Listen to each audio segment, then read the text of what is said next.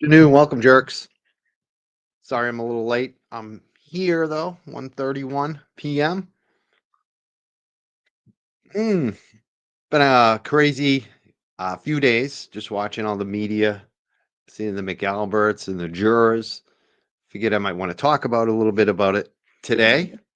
Quote some tweets, talk about some news that we are breaking right now, and maybe review the last couple days. Who's here? Who's here early today?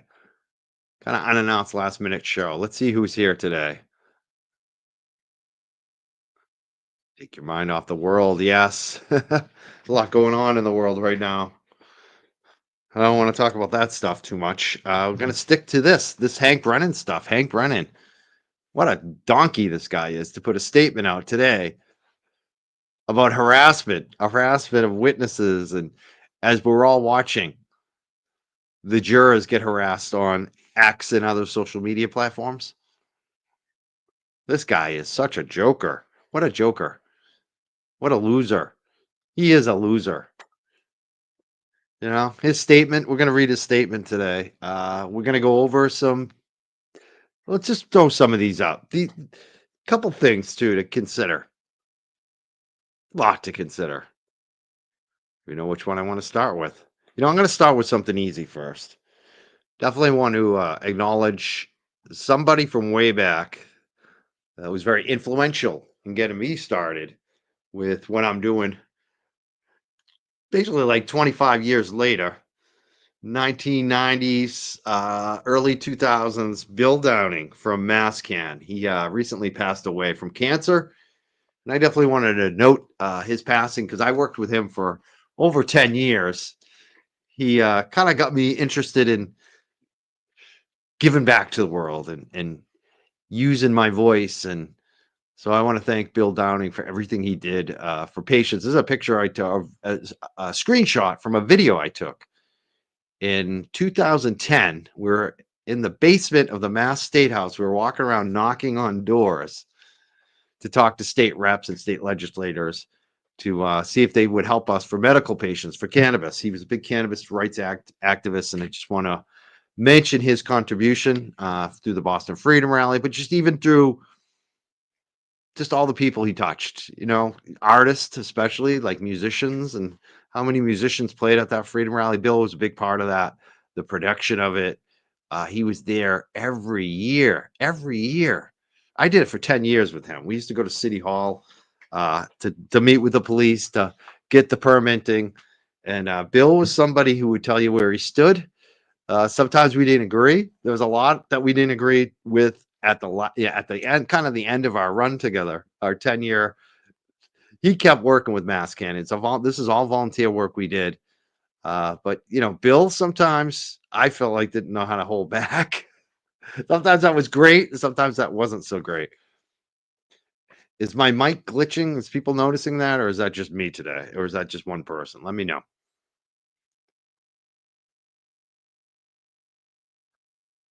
Yeah. So someone just said, Amba said, "Did you also know Michael Malta?" It's not Malta, it's Malta, Malta, known as the King of Pot. I just got to say, like, Bill Downing is probably the guy who got me most involved and kind of doing what I'm doing early on, very early on, gave me a lot of encouragement. And towards the end of my 10-year kind of volunteer work with MassCan, which is the local marijuana reform group that used to hold the Freedom Rally, I booked most of their events through that 10 years, especially the bigger events, the Freedom Rallies, all the music. And the person who became my biggest supporter and best friend actually was Michael Malta. And it's kind of sad to see a lot of these guys are starting to pass away. Michael passed away in 2013. And Bill Downing just passed away this week. So I just want to recognize, I miss them all. I miss Michael Malta the most because he was my guy. He was just but I got to say, I also miss Bill Downing too. And it's sad. He had cancer and he gave so much. Bill gave a lot. So it should definitely be recognized. Thank you, Bill Downing. He's a Reading, Massachusetts resident for a long time too. So that's the first thing. We recognize Bill Downing, good guy.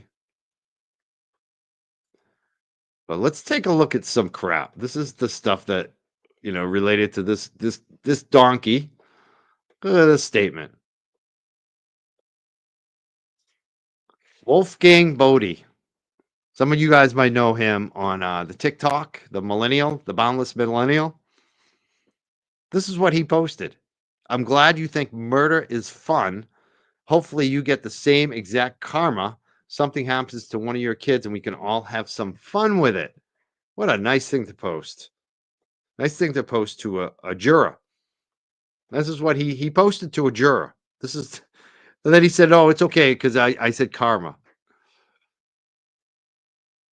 This is the vile shit that the jurors are getting right now on social media and other places.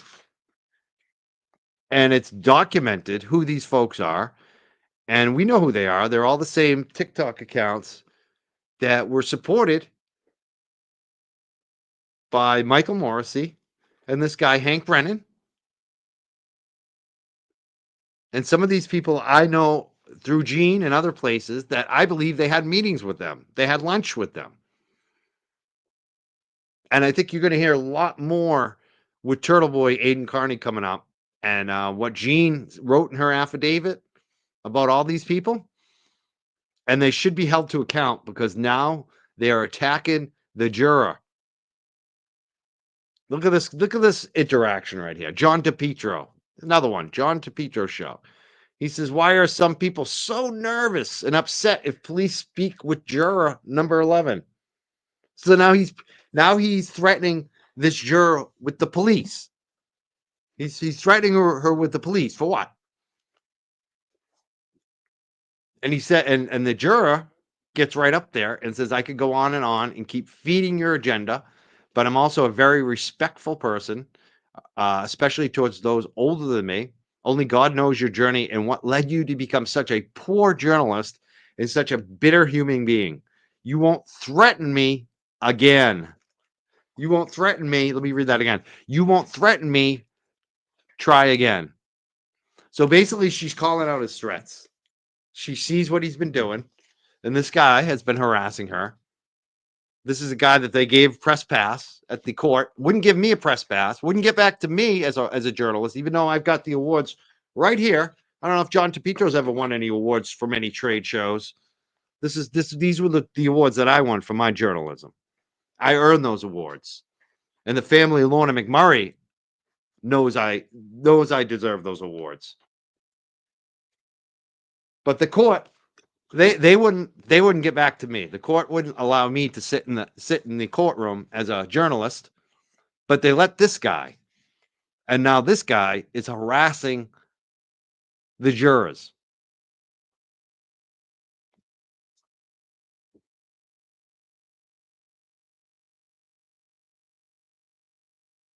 And he's not the only one. Is Olivia Lambeau. She made a great post about this. She said if the jury had convicted Karen Reed and a juror was being viciously harassed directly and online, do you think the court, the Norfolk County DA's office, or the state police would just sit back and do nothing? But it's even worse than that. They're not even just sitting back doing nothing. Hank Brennan put a statement out today attacking all of us, the Free Karen Reed people.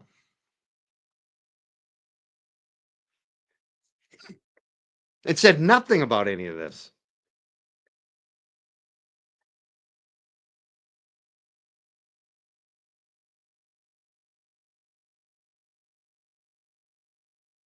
Another one from Wendy Murphy. This woman's allegedly an attorney. And we recently found out this week that she is no longer employed at New England School of Law. If you look at her bio page on New England School of Law, it has been removed. It has been confirmed through the HR department that she is no longer employed there. This is Officer Barros, one of the most stand-up people in this whole saga. Nick Barros, he's a Massachusetts hero. For all the dirtbags like Wendy Murphy out there, for all the dirtbags like John DePietro from Rhode Island, we have some heroes. This is one of them, Officer Nick Barros. He went and told the truth to the court. He told nothing but the truth. And she is now alleging cash payments are always in person. She's alleging that he took cash payments with no proof. And we know how Wendy operates. We know that she's a Duke lacrosse truther. We know that she's been sanctioned by the courts. And nothing gets done. The DA's office will do nothing about this.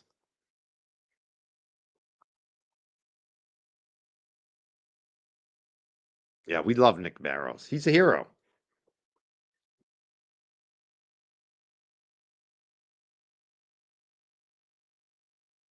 Someone said this. You do know you're giving the trolls the attention that they're seeking, right? Mr. Meathook, I want to know what your success is since you're giving advice. If I'm going to listen to somebody, I think if Aiden told me this, I'd listen to Aiden because Aiden's had success. I want to know what you've led because I know how this shit works. We put eyeballs on it. It makes a difference. This shit needs to stop.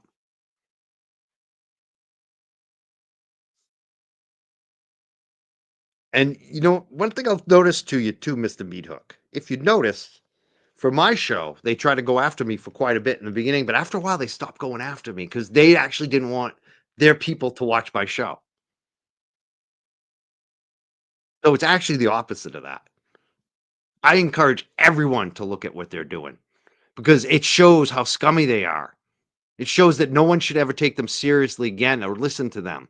I'm not afraid of our people, Mr. Meathook, checking out Kate and Wendy Murphy and deciding that they're going to go with them. They're not going to go with them. In fact, the people in the middle, like this guy, not this guy. Hold on one second. Let me put him up too. Looking for this guy, Rich. Now here's a guy that an attorney, and I get frustrated at him, and I still question how smart he is because he played the middle for this entire fiasco. And now Rich is seeing the light. Rich is seeing the light. DePietro blocked him on X on Twitter this week. These are the people I want them to see it. Rich is seeing it. Rich, this is what Rich wrote. Rich Schoenstein. He says, right in between demanding an investigation of a juror and threatening her and her children, John DePietro blocked me from interacting with his post. Fortunately, I could still interact with them this way. People, this is getting way out of hand.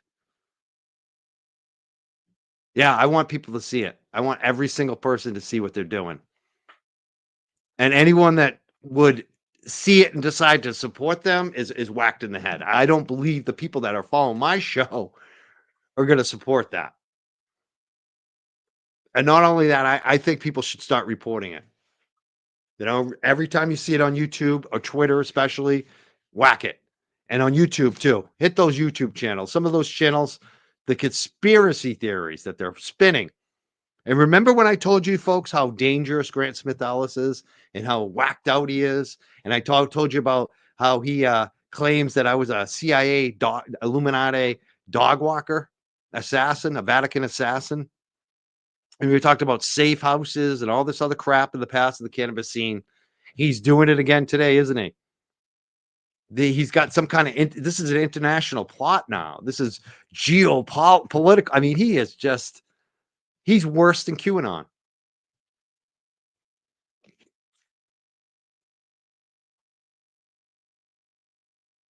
And I got to say too, Jean from Dorchester. Remember what she said in that affidavit. Just remember, Aiden's trials are next. If you haven't listened to the interview, I might even close out the show. Maybe I'll just play the entire interview again.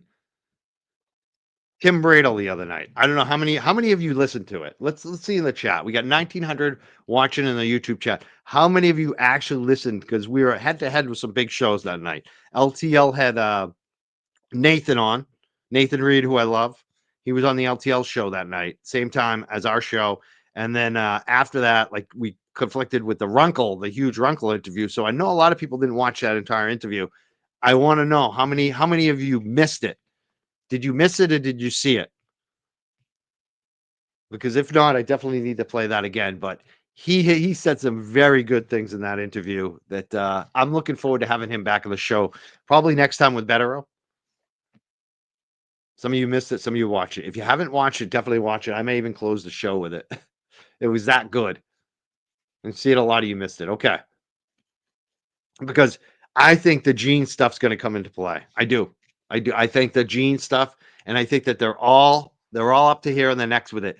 Hank Brennan, Morrissey, and the troll mafia lady there, KP, Krusty Panties. They're all attached to the hip. They are all attached. And this is the stuff that they're doing. This is the crap that they're putting out there. And even guys like this, Rich, that never took a side, you never felt from Rich that he felt like Karen was innocent. And now Rich is even calling out how awful what John DePietro and these sack of shits are doing. Look at this. Where the juror has to respond.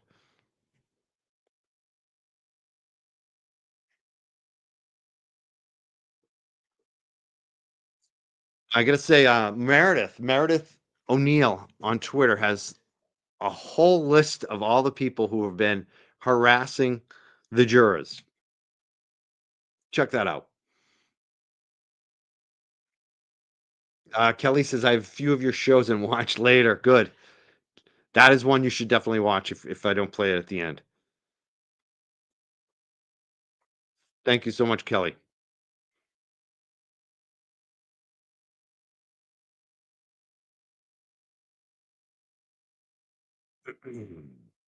So fired up.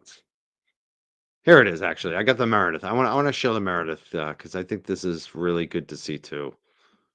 Get this up. Hold on one second.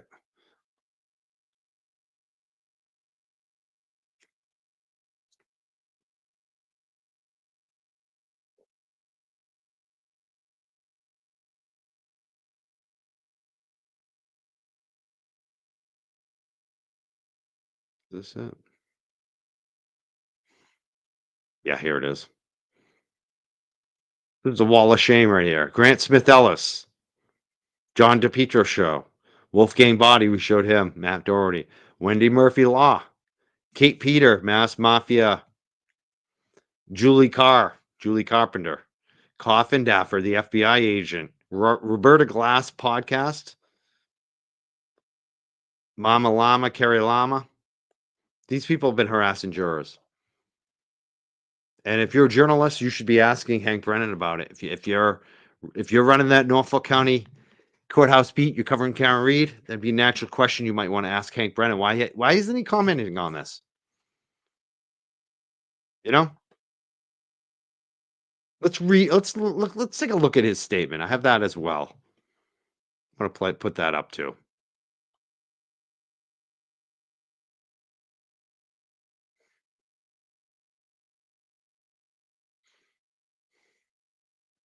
Look at this thing.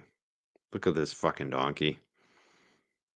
Hank Brennan's statement. Notice no mention of the jury intimidation from his friends. Many of them, I allege, through what Gene's told me, they had lunch with him. They dined with him. So let's read his full statement. He says, I am disappointed in the verdict and the fact that we could not achieve justice for John O'Keefe and his family. District Attorney Michael Morrissey appointed me, giving me full discretion to independently assess the case and follow the evidence no matter where it led. After an independent and thorough review of all evidence, I concluded that the evidence led to one person and only one person. Neither the closed federal investigation nor my independent review led me to identify any other possible suspect or person responsible for the death of John O'Keefe. He is so full of shit. So basically, right here from the top, he's basically saying, we did everything right. We looked at the only person, and I concluded that was the only person. There was no other person. There's no chance. Doesn't acknowledge any of the Mass State Police screw ups in the investigation, that they didn't go into the house. Doesn't acknowledge any of the inconsistencies in the testimony. Just unbelievable.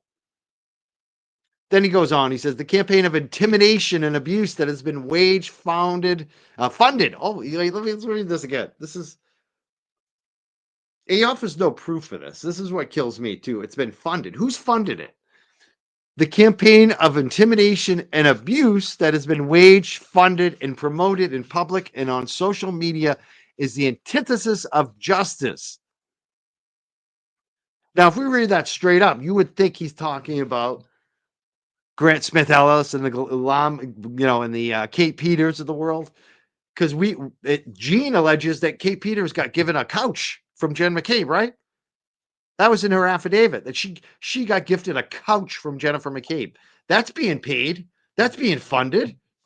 You would think if you just read that statement right out, you're like, oh, that's a great. Hank's going to actually address it.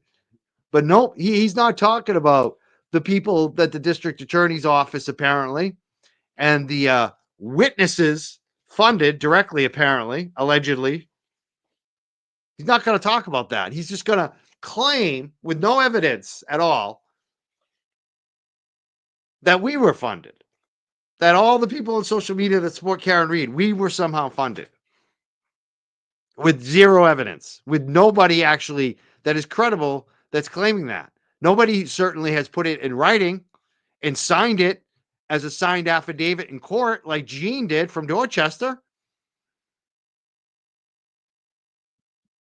So here we go. If this type of conduct becomes commonplace, it will threaten the integrity of our judicial system, affecting both victim and criminally accused. This guy takes no responsibility for the fact that he was the reason that there's a lack of integrity of our judicial system. He goes on. This is Hank Brennan again. We cannot condone witness abuse, causing participants to worry for their own safety or that of their families. It is my hope that with the verdict, the witnesses and their families will be left alone. The harassment of these innocent victims and family members is deplorable and should have never happened again in a case in this Commonwealth. But he doesn't mention that the jurors are currently being harassed all weekend. My heartfelt condolences to the Akifa family and faith that over the coming years they will find peace and closure. See, that's the only sentence I don't have an issue with. Honestly, that's all he should have said. That last sentence. He should have off the condolences to the O'Keefe family and shut the hell up, dude.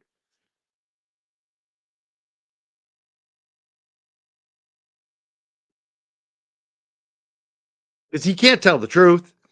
He can't say, yeah, I met with Mass Troll Mafia, Krusty Panties, KP, who's got witness intimidation charges against her. And I see that she's harassing her crew of people, her crew of miscreants, and now harassing the family and the juror herself and talking about where she worked and how they're going to call her workplace.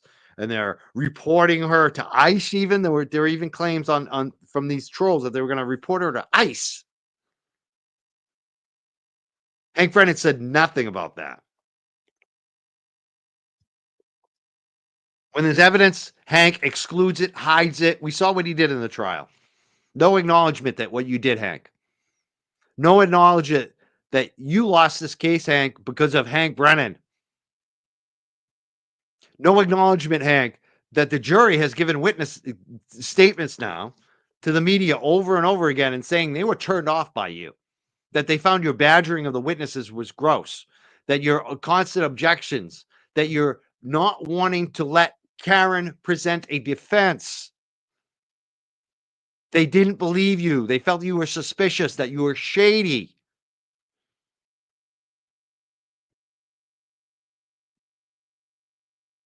Yeah. This is exactly what he should have said, Kelly. If he had any type of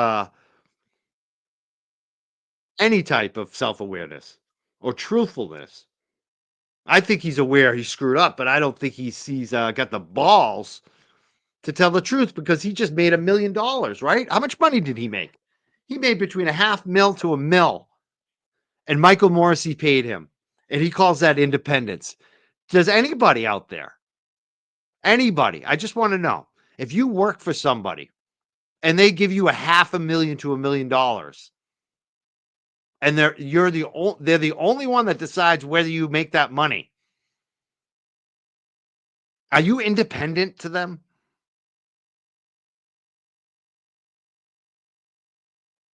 I mean, talk about a bunch of bullshit. This is such a joke.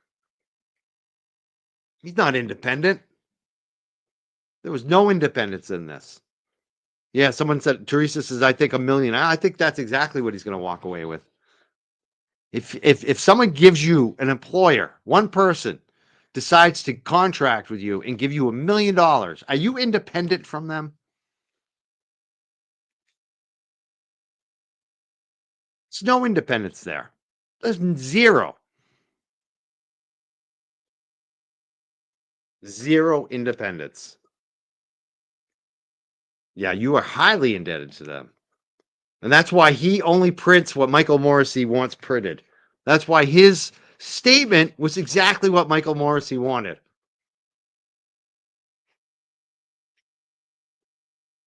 And I'm so glad it's been discussed on the show with the different attorneys that have come on that if Michael Morrissey truly wanted an independent prosecutor, a special prosecutor, there's a process that they do this in Massachusetts. It's not to go hire a ringer for $1 million. It's not to go hire somebody that you control with $1 million price tag funded by the public. That's not independent. Independent prosecutor, third party prosecutor, when there is truly a conflict of interest in Massachusetts, the way it typically works is what attorney Tim Bradle said on the show the other night.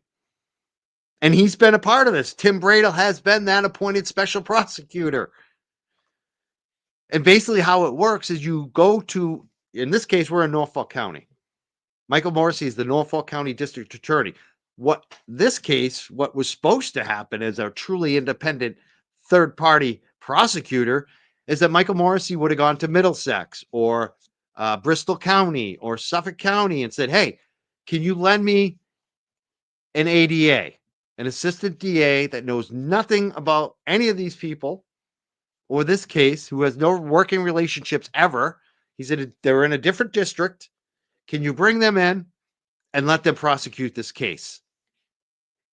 That's an independent prosecutor. That's what Tim Bradle has actually done when he was an assistant district attorney in Suffolk County. He did that service for another district attorney. Didn't know any of the people involved, went in and did his job and then left. But no, he wanted to hire a ringer that didn't have to answer to the rules of the government, that could do whatever was needed for $1 million. This needs to be investigated. This needs to be banned. We can't allow this. This should be outlawed on a state level. This should not be allowed.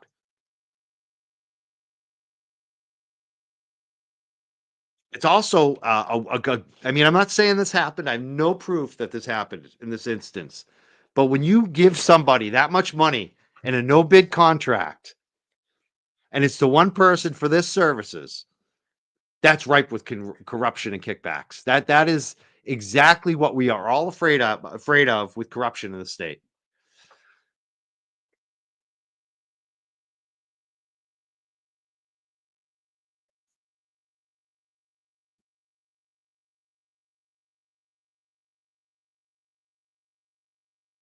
This is from Howie Carr the other day on Friday afternoon. Howie's had some great interviews. He's got one of the attorneys on today, I think at around 4:00 on the Howie Carr Radio Network, WRKO.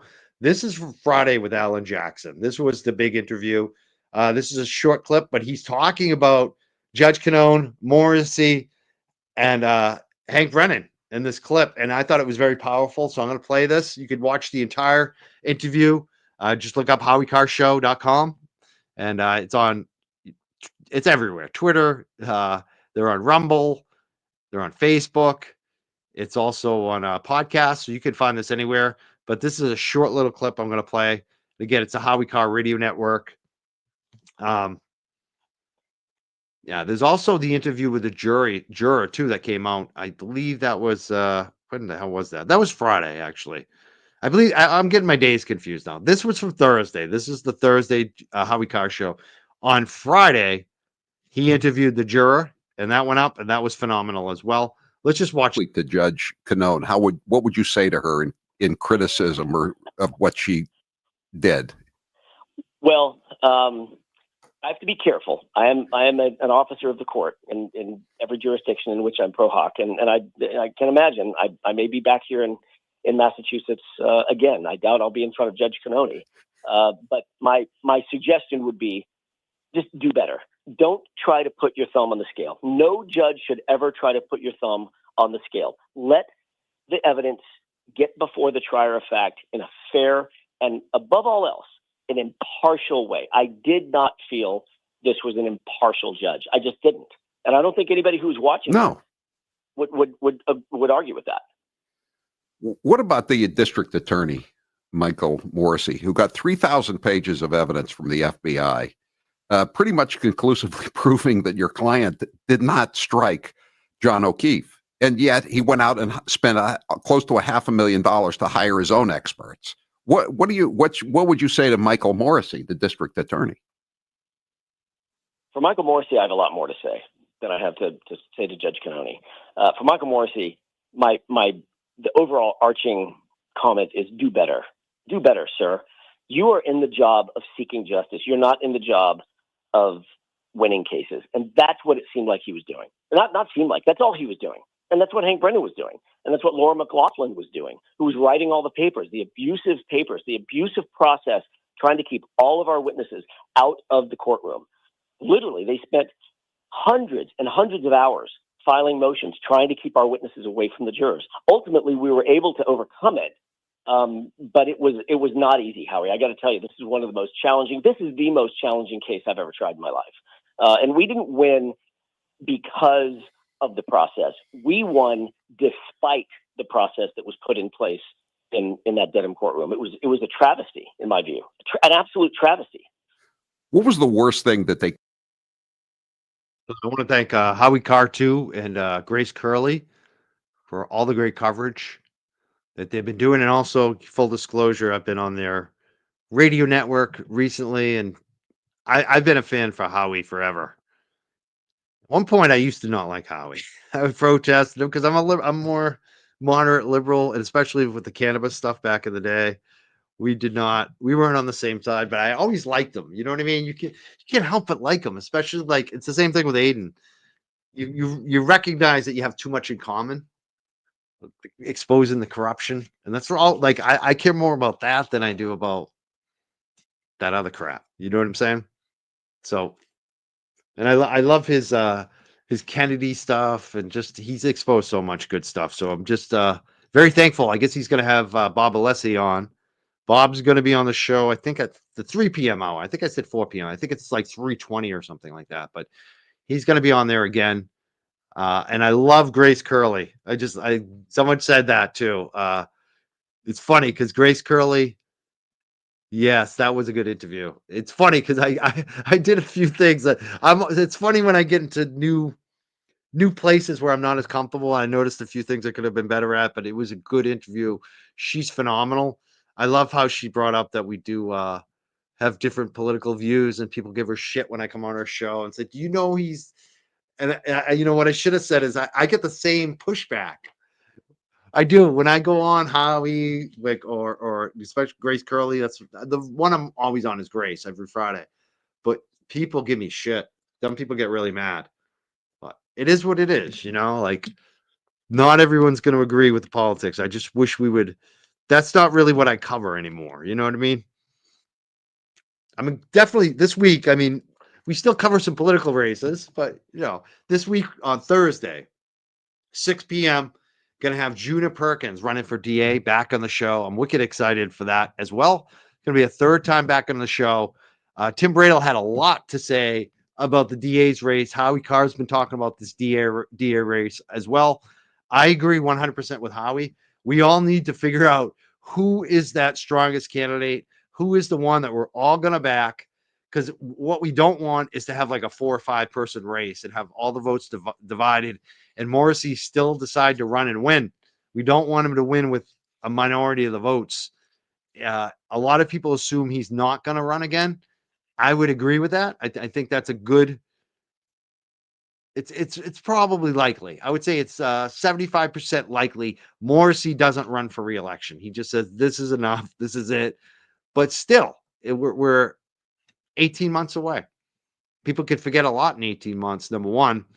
And number two, he's got a huge chest of money. And he's also got all those political favors for over 30 years of political favors. You don't discount that he has a base that could win election if the vote is split between like 4 or 5 people. So right now we know there's 2 good quality candidates. They're both former prosecutors. One of them is Juna Perkins. She's been on my show. This will be a 3rd time. She is starting to campaign really hard. And that's why I kind of favor her, because she's campaigning hard. The other candidate is a former assistant district attorney as well. They both are. And he seems really strong too. And he's definitely welcome on my show. I hope he reaches out. I'd love to have him on here on this platform. But again, I think in the end, we got to figure out whoever is the strongest candidate pretty damn soon. And we all got to back them. And I'm challenging them, especially Juna too. Like, she's come on the show a few times. I said, I feel like she needs to get more vocal. I feel like whoever comes out and says, you know what, I'm supporting dropping the charges against Turtle Boy, I feel like that's the person everyone's going to back. And I'm hoping maybe Thursday night we can get Juna to say that. I don't know. She just did come out with a stronger statement. A lot of people weren't that happy the last time she came on the show because they felt like she wasn't strong enough on supporting Karen Reed, on supporting Aiden Carney. She really didn't, come out as much as forcefully as people wanted to see. She did obviously have some questions and criticisms of Michael Morrissey and the way he's run the investigation and the trials. So she was critical of Morrissey on a lot of this stuff, but people felt like she didn't go enough to support Karen and Aiden specifically. It'd be interesting to see if one of these candidates does that. I think whoever does it, I agree with Microdots, who said whoever does it first is the one that is going to get all the support. So I hope one of them does it soon. Again, she just did come out more forcefully, and she asked for Michael Morrissey's resignation, and she did it in a way that I totally approve of. And it's actually something I suggested to her. I said, you need to start putting out video.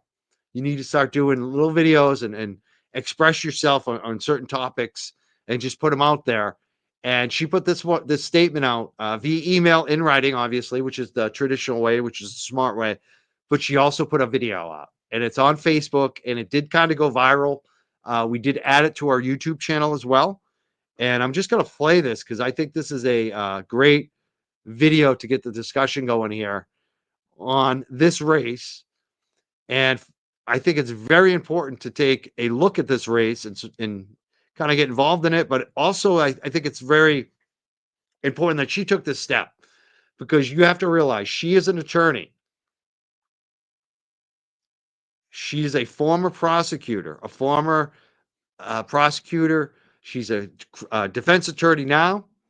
She's in Massachusetts, so she's going to run into these people, right? This network of Michael Morrissey. And for her to now come out and say, you know what? Michael Morrissey needs to resign is a big step. It's a big step. And I'm happy she's doing that. And that's why I invited her back on the show. So let's just listen to her. Good afternoon, everyone. My name is Juna Perkins, and I'm running for Norfolk County District Attorney in September of 2026. This morning, I called for the resignation of District Attorney Michael Morrissey, and I want to tell you why. Yesterday, a Norfolk County jury found Karen Reed not guilty for the death of John O'Keefe in a case that captured international attention. A Boston police officer, family member, and friend of so many is dead. Meanwhile, the erosion of trust caused by this disastrous prosecution resulted in a crisis with an impact that extends far beyond the borders of Norfolk County. I want to highlight a few important points.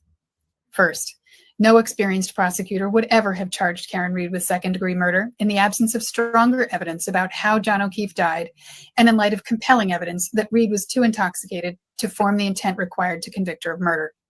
Charging someone without a good faith basis to believe the Commonwealth can meet the high standard of proof beyond a reasonable doubt is simply unethical. I've not spoken to a single current or former prosecutor, not one of my former colleagues, who believed the evidence supported this charge. 2, DA Morrissey's publication prior to the trial of a video. This too, someone just said, I think she looks sincere, looks genuine. Breezy and said, I think she looks genuine. I'm going to say that about Juna Perkins. I've interviewed her twice. I've had some interactions via email, and I find her very genuine and sincere. And this is what I like about her. I don't feel like she's playing a politician on this stuff, even though it could appear that way, that she's playing too safe. Tim Bradle, I think, may have mentioned that on the show the other night, but I think he likes her too. And I think it's one of these cases where Tim is more conservative than she is. So it's interesting to see that, Tim Bradle is of the opinion anyone is better than Morrissey. So let's watch a little more of this. I love that she came out with this video. And I'm glad it's getting views. Of a video in which he publicly vouched for the credibility of his police investigators, including now disgraced Trooper Michael Proctor, violated the Massachusetts rules of professional conduct for prosecutors. This is unconscionable behavior for a district attorney. 3. DA Morrissey knew or should have known of Trooper Michael Proctor's unethical and biased behavior prior to the first trial, and he failed to take appropriate remedial action to prevent Proctor's conduct from jeopardizing the O'Keefe prosecution and other criminal investigations like the murder of Anna Walsh in Cohasset. 4. The district attorney's $14 million budget after salaries leaves only $2.7 million for all other operational expenses, including rent, utilities, equipment for 144 full-time employees, and direct case expenses. The district attorney has spent more than 1/3 of his entire annual operating budget for the special prosecutor and expert witnesses on the retrial alone, rather than reassessing the evidence after the first trial and seeking a more pragmatic outcome in line with the evidence. I got to answer this question. I just had it. I think they were asking about another assistant DA, female who come on the show early on, but they haven't been seen on the show lately. I think you're talking about Shannon McMahon. It's funny because she posted a picture of herself with Karen Reed. And I was like, Shannon, you're holding out on me. I didn't know you met with Karen Reed. So I said, maybe you need to come back on the show and talk about it. And she's like, yeah, I'm down anytime. So she's been around. She's still kicking around. Shannon McMahon. She's a former assistant DA in Bristol County. She actually ran for Bristol County DA, and she's an attorney as well. We should definitely have her back on the show. There's a lot to try to get on the show. We'll try to do that. I'm gonna finish this video in a minute, but I guess I'm just gonna go through some of the super chats real quick. Want to miss him, Romy? Thanks for all you do, MC. She writes, thank you so much, Romy, who's been a member here for 9 months. Thank you so much, Romy. Charles Argo sent 14 ZARs. Said, I bet Aperture gave Hank a $100,000 kickback. I know, seriously. I mean, we have no proof of that. But this is the problem. When all these numbers are coming out. And I wouldn't, Charles, if I had to bet, I bet the 100,000 if there was kickback. And we're not claiming there was. We have no proof of that. But if there actually was any types of kickback, it would be going to Michael Morrissey. He's the guy. It's not Hank. Hank already got his $1 million. It would go to Morrissey. All the kickbacks, I have a feeling, would go back to Morrissey if there are kickbacks. But this is the thing. When you're talking about this kind of money off the books, these people aren't employees. It's not out to bid. So who knows what could be going on, right, Charles? Thank you, Charles. Thank you, Sponge Babe, who sent €2. Says Hank has to keep the narrative going. Yeah, because he got paid all that money. I mean, that's the reason he's not going to say anything but what Morrissey wants him to say. He is Morrissey's puppet. This guy went from Whitey Bulge's puppet to Michael Morrissey's puppet. That's what he is. He went from working for a gangster to a different type of gangster, in my opinion.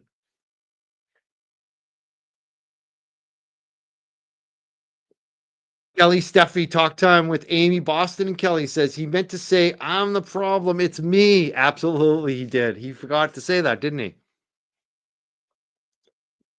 Dance Kinetics fan Mia Beto says, for your info, Julie Carp and Salty Steno on the Records SC are affiliated with Mandy Mantney's Luna Shark Media Murders podcast. They're allegedly trolls for hire. See, I wouldn't doubt it. All those people, they're the ones who actually you have to question. you have to question. Why are they doing this? Why are they so invested? And we know what Kate was bragging about, allegedly, to our friend Jean from Dorchester. Jean from Dorchester said Kate got a couch from Jennifer McCabe, a new recliner, the sofa, right?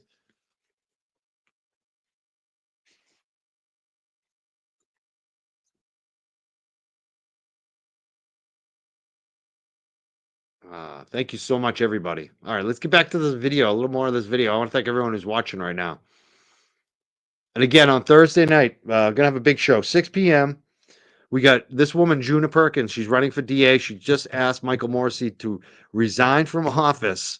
She's coming back for the third time on the show. Going to ask her a lot of questions. Anything you want to hear from her, get your questions in now, especially if it's related to Turtle Boy, because I want to help Turtle Boy as much as possible here. And also, so she's going to be on at 6 p.m. on Thursday night. At 7:30, Rita Lombardi is going to join us, and I'm looking forward to that as well, to hear from Rita after this big victory for Karen Reed. With the evidence that would free up resources for other cases, DA Morrissey doubled and tripled down on using every resource possible to prove he was right rather than seeking justice. 5. In the past few years, Norfolk County has been the site of an alarming number of high-priority cases, aside from the death of John O'Keefe, the sexual exploitation and murder of Sandra Birchmore, the murder of Anna Walsh in Cohasset, and the recent hate-motivated attack on a kosher grocery store in Brookline. There have been 2 apparent murder-suicides in Norfolk County recently, a man in Dover who allegedly murdered his whole family when bankruptcy loomed, and another just last weekend in Milton. In another case, a man allegedly shot the mother of his child just a few months ago in Milton. And every day in Norfolk County, kids struggle with bullying and sexual exploitation at school. District Attorney Morrissey's exclusive focus on the prosecution of Karen Reed has come at the expense of all these other families and of other efforts that could have been made to prevent crime in our community. 6. Worst of all, Morrissey's decisions in the Karen Reed case gave John O'Keefe's family false hope about the outcome. For 3 years, the family of John O'Keefe has patiently hoped and waited for the promised outcome, riding the emotional roller coaster of every new scandal and facing conflict at the courthouse every day for months at a time, only to have their hopes for justice dashed not once, but twice. Beyond the grief from the death itself, this experience in the criminal justice system causes devastating emotional harm. The job of the district attorney is to empower victims of crime, not to make them pawns in the district attorney's quest for validation. District Attorney Morrissey's conduct can only be explained by incompetence or ego. Neither have any place in a district attorney's office. It's time for Morrissey to go. Thank you for listening. I'm Juna Perkins, and I'm running for district attorney. For Morrissey to go. That was amazing. Time for Morrissey to go. Time to go, buddy. That's Juna Perkins. She's running for district DA, district attorney in Norfolk County. Norfolk County DA, Juna Perkins. Check her out. Follow her on Facebook. She's got a Facebook page. She's also on Twitter. Make sure you follow her Facebook page, especially. You can also find her website if you want to volunteer or donate. She's going to be on the show on Thursday night. If you have any questions, hit us up on Twitter or Facebook and send over your question. Get them in early. Thursday night, 6 p.m. She's going to be live here on the show. And at 7:30 that night, we're going to have Rita Lombardi here as well. I'm just going to check the chat real quick. How's everyone doing? How's my volume and my internet? I kind of want to hear from other YouTubers too, if they're having any issues with StreamYard right now, because the last couple of weeks, my StreamYard has been shitty and it shows my connection on my internet is the issue. And every time I check my internet speed, it's phenomenal. So I can't figure it out. I think it's StreamYard. I think StreamYard has some issues. I may even change over to a new service because of it. Are you folks noticing anything on my volume or my speech? It's not breaking up at all today? It's fine? Good. Seems like it's good. Good. All right. Connection is good. Then I don't have to change StreamYard. Thank you. All right. You know what I want to do is I do want to play that. I'm going to go to this Tim Bradle because I know there's more people here than we're watching that night. And I think this interview needs to get seen and viewed. And I think there's a lot of good information. And again, July 7th is the next Aiden Carney Turtle Boy hearing. Tim Bradle speaks quite a bit about the DA race. He also speaks about Attorney Betterow and Howie Carr, and he speaks a lot about what's upcoming for Turtle Boy. And he also comments on Gene. I asked him a question about Gene from Dorchester. So there's a lot in this interview. I think people should definitely listen to it. July 7th is the next Aiden Carney Turtle Boy hearing. I hope everyone shows up for it. I want to see everybody there. I'm going to try to broadcast it. If not, I'll try to be there. Either way, I'll try to have some kind of part in it, whether it's at home trying to broadcast it or trying to be in there in person. We got to make sure Turtle Boy goes free now. Aiden needs to be free. He's facing 3 trials. It's Norfolk Superior Court is the next hearing, July 7th. I think it's at 2 p.m., I believe. He'll say it in this interview. So if I screw it up, he'll say the right time. We'll get it's in this interview.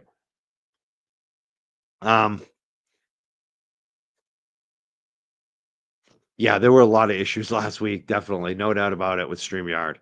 We couldn't even play videos. We were trying to talk about the worst. Like we were trying to do a review show, and I wanted to play all the video with the screaming volume, and we couldn't even play it. That was with Betterow. We had Betterow on. And the worst thing about this interview that I'm gonna play with Tim Bradle is that Betterow hit me up at like 5:59 and the interview was at like 6 p.m. It was like, I'll come on with you tonight. And I was like, I didn't see it until after the show. I would have invited him up on with us. I should have thought of it. I was kind of running. The last like week has just been like a fog. It's been really hard to keep up. I don't know if other people are having that issue. I've had so many mistakes this week, so it's been funny because if I had my druthers to do it again, I would have naturally. I had actually planned to. I tagged Betterow in the link. I meant to tell him and like send the invite. I just forgot. It's like the one time you forget. And then he actually wanted to come on, and it was like But you know what? It was a great interview one-on-one. And it just next interview we have Betterow on. I mean, next time we have Bradle on, Attorney Bradle, we're gonna bring up Betterow too. So we'll have them both on next time, which I think it's good. You know, this time it was one-on-one. Next time it'll be both of them. So that was my only like kind of like I'm like, oh, I wish I'd seen that from Betterow. I should have invited. I meant to send him the link. A lot of times what you guys don't realize a lot of times too is that people are like, you got to get Betterow tonight. You got to get Betterow. Then half the time I've already sent him a link. Like usually I say, and I don't put pressure on him because he's my friend and I know he's busy. He's got a lot of shows that want him. I always say, hey, if you want to jump on tonight, here's the link. You know, with different guests. And sometimes he'll do it and sometimes he won't, you know, and so I meant to do that on the Bradle because him and Bradle are working this case together, but I just forgot to do it. Oh well. Next time, next show, Bradle and Betterow, hopefully. But beyond that, this was a great interview. It's phenomenal, actually. I thought it was a good interview for me. And if you haven't listened to Aiden's interview last night with the juror, that's another one to listen to. There's so much good content between Howie Carr and Aiden Carney, and LTL too has been doing great. Been a lot of good content. I hope people have been checking it out.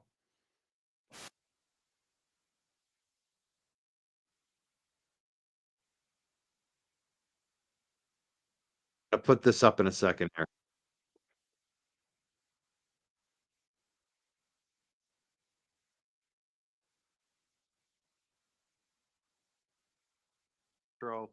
I hope everyone's here. I hope everyone's ready for this. Myself and attorney Tim Bradle have been working on this to get this up when we're ready. He's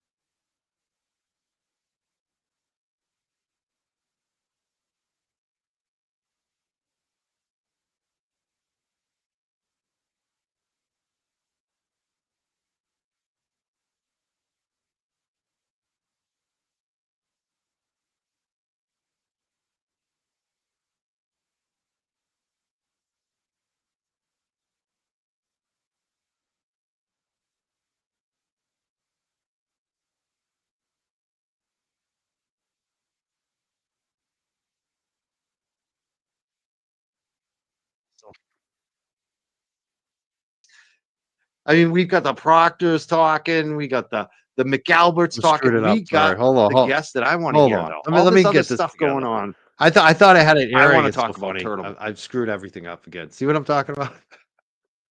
You guys are watching me drink my coffee, and I thought it was live. Oh shit! Hold on. Yeah, it's not muted. I didn't have it up. I got confused which mic I was looking at.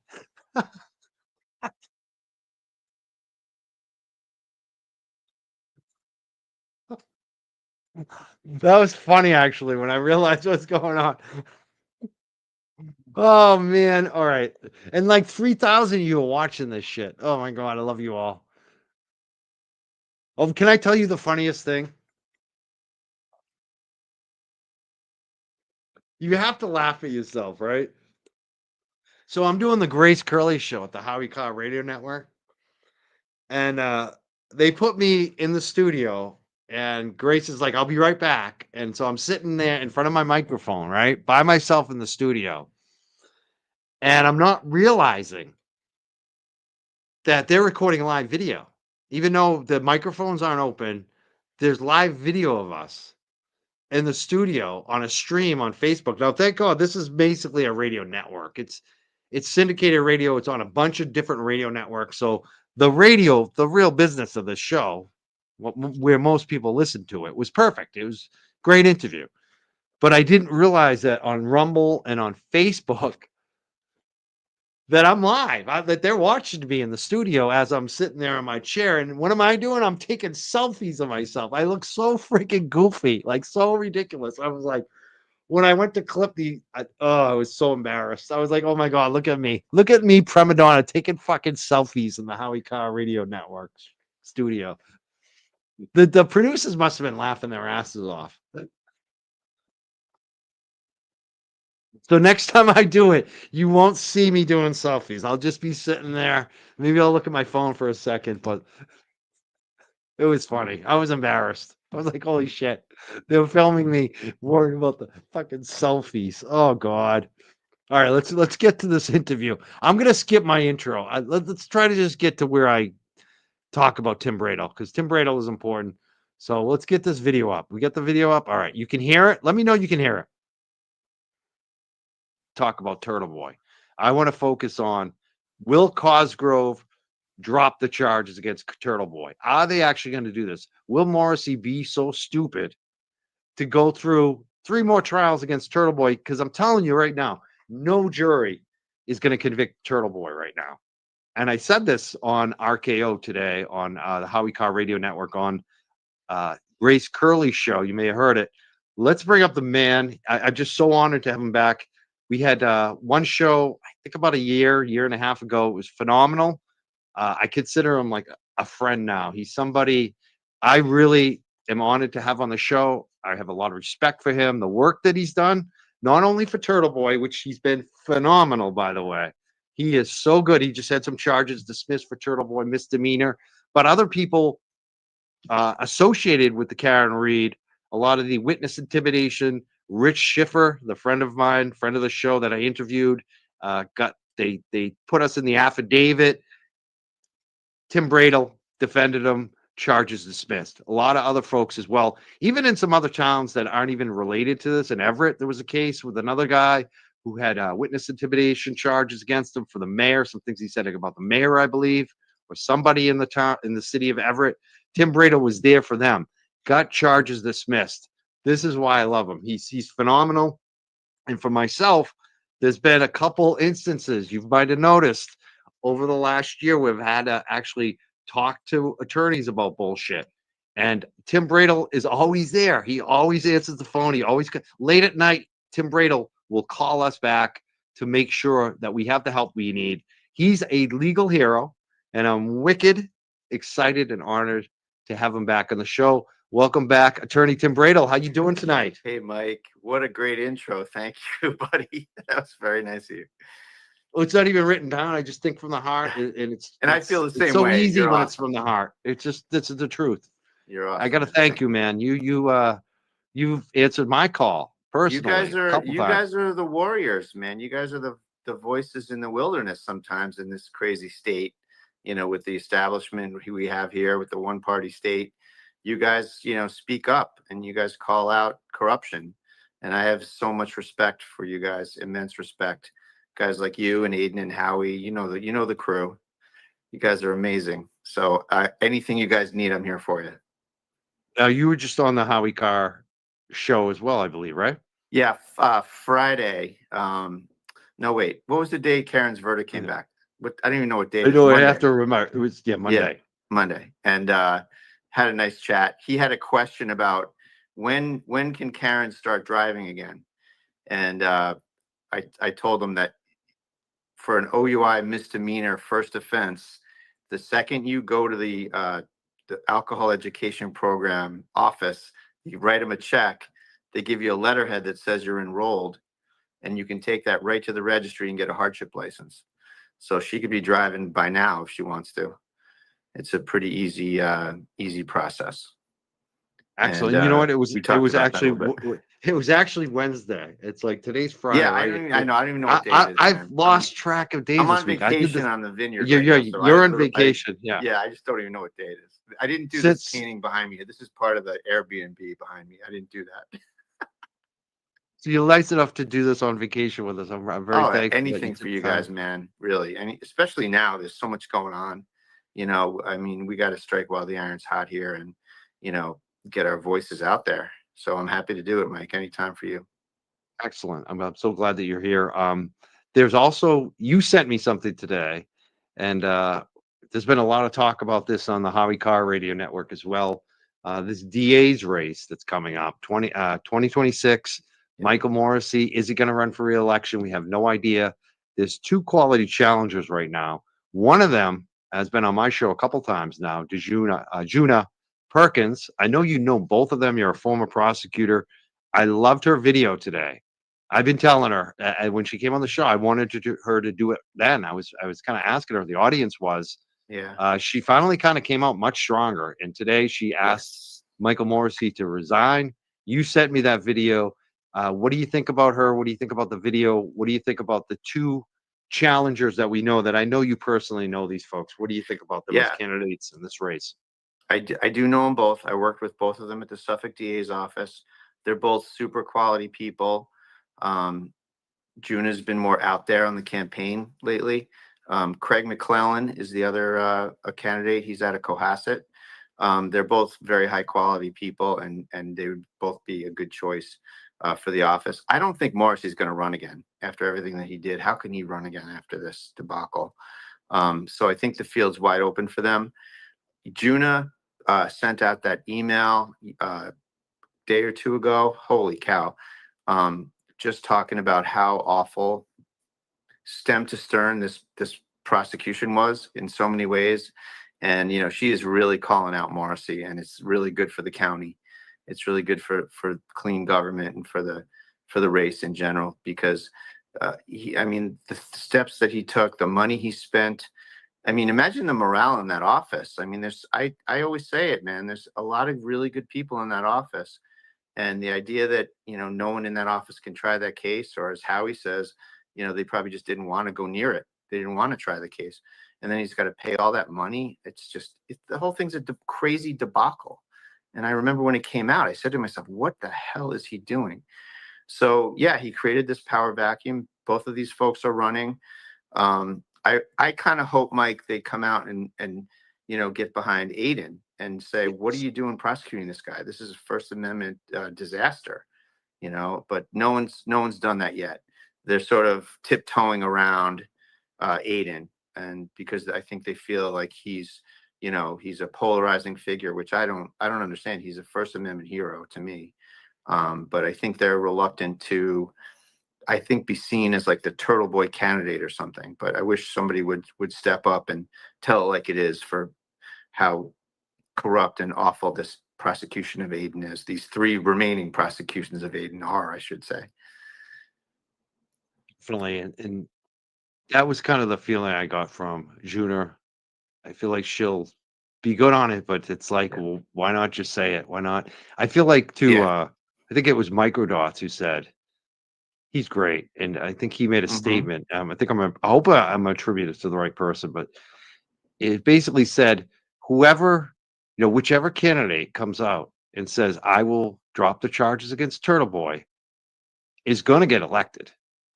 And Yeah, that's, I sure hope so. I think it's the opposite of what they think. I think that whoever does it first is going to get all the support and they're going to Mhm. actually win. So I just hope one Yeah. of them realizes that. And you know, I'm feeling they're probably going to wait, like you said, finger in the wind, because maybe they feel like, like you said, Morrissey's not going to run. Right. Maybe this issue won't even matter by the time November 2026 happens, if Aiden gets free anyways on his own. But I think that they'll become a front runner. I think a lot of people coalesce behind them if they just come out and say it now and just say, I've looked at this. Aiden doesn't deserve these charges. I'm going to Yeah. reevaluate everything. Maybe talk to you. I mean, have you talked to any I of those have. candidates about this? Yeah, I'd like to talk to Juna. I'm sure I'll talk to Juna soon, but I have talked to Craig about this a couple of times, and you know, kind of what you suggested. Craig is going slow, and they're both circumspect. They want to be in this for the long haul. They don't want to make the wrong move too early. So I think they just feel like it's too early to do something like that. And that's me. That's nothing that they've said to me. But I haven't spoken to Juna yet. But Craig and I have spoken a couple times about it. And I just get the sense that it's not something that's on their top of their list right now. They do kind of, they're a little obtuse about it. They'll talk about the witness intimidation statute, and they'll talk generally about abuse like that, but they won't commit to anything, which, I mean, it's hard to commit to specific cases, at least this early, I think. But let's watch that issue. Let's have everybody ask them whenever they're with them, hey, what are you going to do? What are you going to do here? How can you let a journalist be prosecuted for hard hitting journalism? For busting people's balls, for being not great people, being screwing up these prosecutions, adding garbage to these prosecutions. He goes out and he calls out these people. How can you not support that? I think that's what I'd like to hear the folks out there saying to these candidates. Absolutely. We get Kelly Reed in the chat. I should definitely recognize her, and congratulations to Kelly Reed, the entire Reed family. Kelly is the cousin of Karen Reed. She's always there, a big time community member, like, someone that a lot of us from Free Karen Reed, we check in with Kelly when we need to reach the Awesome. family. She's always been a great rep for them. And thank you, Kelly, for watching, and thank you for everything that you've done. I really appreciate the whole Reed family.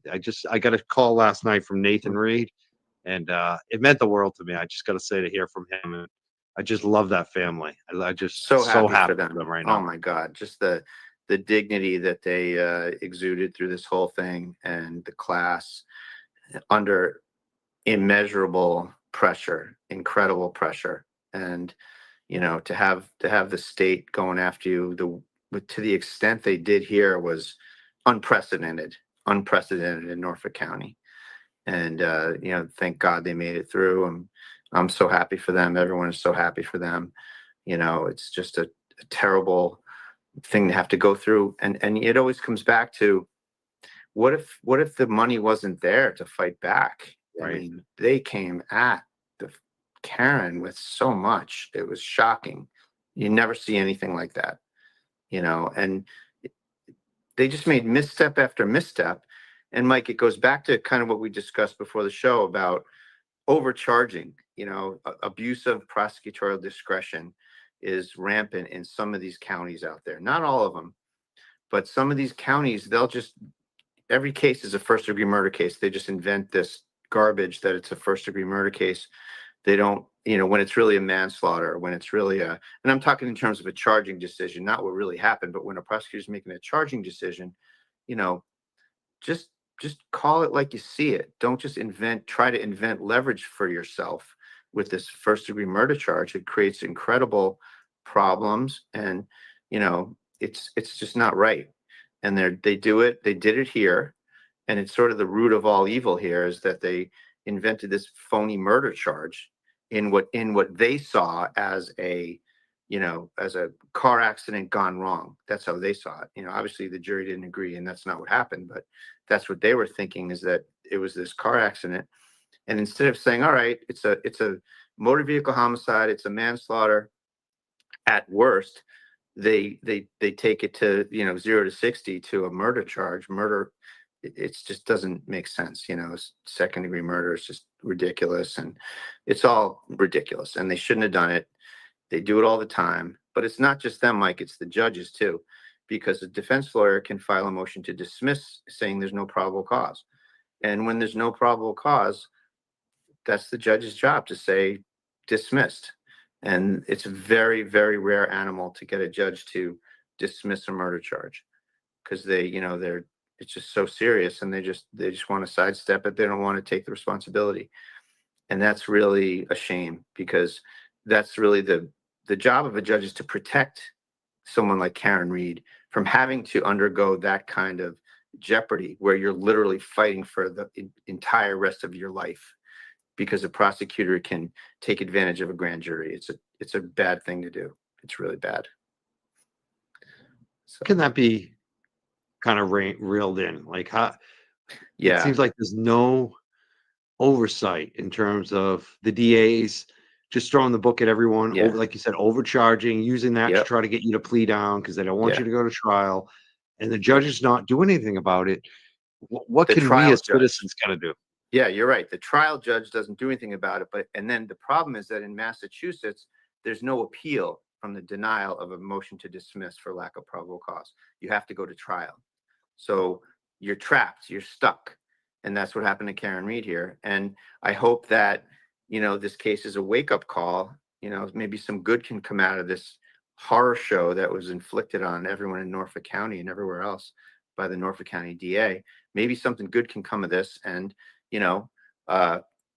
judges will take a second look, and hopefully defense lawyers will say, hey, look what happened here.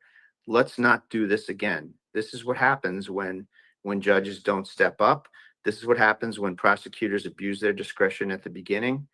And, it's just a horrible thing for the courts, for justice, for people. It's the worst. So hopefully this will be a wake-up call, Absolutely. I hope so. I mean, it's just not right. And it happens to a lot of other people and has happened to a lot of people. I know you know that as a former prosecutor, Yeah, now a it's longtime tough. defense attorney. Yeah. So let me tell you a little bit of something about that. And we were in Suffolk County, and there's plenty to do in Suffolk County, and there's no reason to, you don't have just a handful of murder cases and then you can just take all the time you want and use all the resources you want. You have to really triage your caseload, and, you don't go around looking to invent first degree, second degree murder cases. I did a lot of motor vehicle homicides back in the day, and I was chief of the motor vehicle homicide unit over there for a little bit of time in the middle of my career. And we did a lot of these cases in district court. If it was a bona fide, accident that caused a death, they're very difficult cases, but, they're not murders. And the first level of these was often done in district court. People would get 6 months in jail, a year in jail.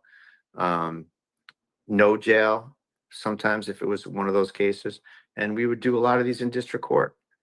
And, this case, again, on their view of the facts, not what happened. I'm not saying this is what happened, but the prosecutor here should have thought in his prosecutor's brain, if that's what happened, that's a misdemeanor motor vehicle homicide. And the drunk driving aspect of it, that can bump it up one notch, but not to murder. It's just crazy, and they just, I guess they have too much time on their hands in some of these counties, and they just overdo it. But I'm proud to say that in Suffolk County, this was not a problem. And I didn't do it, and I didn't see very many people ever doing anything like that, looking to overcharge things, at least in the homicide level. Yeah, it seems a more like maybe a suburban district attorney office problem, where so. Boston, there's so many real crimes, they don't have time to invent fake ones. Yeah, we're good. Like we had enough going on that we didn't have to kind of go to the nth degree. So Yeah. It was something that when I became a defense lawyer, I was actually shocked how they did that in some of the suburban counties. And yeah, just a different mindset, I think. Definitely. Yeah. There's been, well, definitely, I want to talk more about Karen Reed, but I also want to make Okay. sure we get to Aiden Carney, because that is your client, and it's what I care about a lot as a journalist, as Yeah. a more of a YouTuber more than anything lately is what I am. And I'm worried that if stuff happens to Aiden, it's gonna end up happening to me and some of my other friends, Yes, because this is the way exactly. it goes. This is a very slippery slope. I saw them you know this, that there were threats thrown at me, trying to do the Yeah, same shit they did to I Aiden to know. me, It's awful. so I'm just lucky that you know, that I'm not Aiden, and that I'm not, the leader. That's what it was. Like they were like, we'll take number one. Maybe we'll threaten number 2 and 3 and 4. Like that. That's how they do it. Yeah, Like they go for number one. Aiden was number one, yeah. and it just feels like maybe he may be out of the woods. Hopefully, is what I'm hoping, because of this Karen Reed verdict. Yeah. And you did defeat the first misdemeanor charge here recently. You had a Yes. bunch of charges dismissed. He's now facing only so many cases, but it's more than, what do you say, 3 cases left now? Still have 3 matters left. That's right. We have the famous the window intimidation, as Aiden calls it. Was that Howie or Aiden out of the window intimidation case, Not that sure. Yeah. talking into the window, and the only reason the guy heard it was because it looks like there's allegedly a wiretap situation going on with respect to the microphone, and otherwise it never would have even been heard. And he had no idea that it was being recorded audio. Like, No. Aiden didn't know. Yeah, crazy. But yeah, they're throwing everything they can at him. They actually indicted that case and brought it to Superior Court. Maybe that's another example of these offices with too much time on their hands. I don't get it, but Attorney Cosgrove indicted that thing. So that's our 3rd case, and so there's 3 left in Superior Court. We're gonna turn the heat up on this, though. We're gonna pursue our motion to disqualify Mello. We're gonna pursue our discovery entitlements. They haven't given us some discovery that we're contending is owed to us. We're gonna heat that up. We're gonna have a meeting. Mark and me and Aiden are gonna meet up next week and get our game plan going, and we're gonna start to turn up the heat on this stuff. And we're entitled. We feel that we're entitled to a lot of discovery that we don't have, and we're going to push that. And we're going to further press this disqualification issue of the first special prosecutor, Mello. We feel he's made himself a witness in the case, so we're going to pursue that. You can't be a witness and a prosecutor at the same time. In addition to the prior issues we had.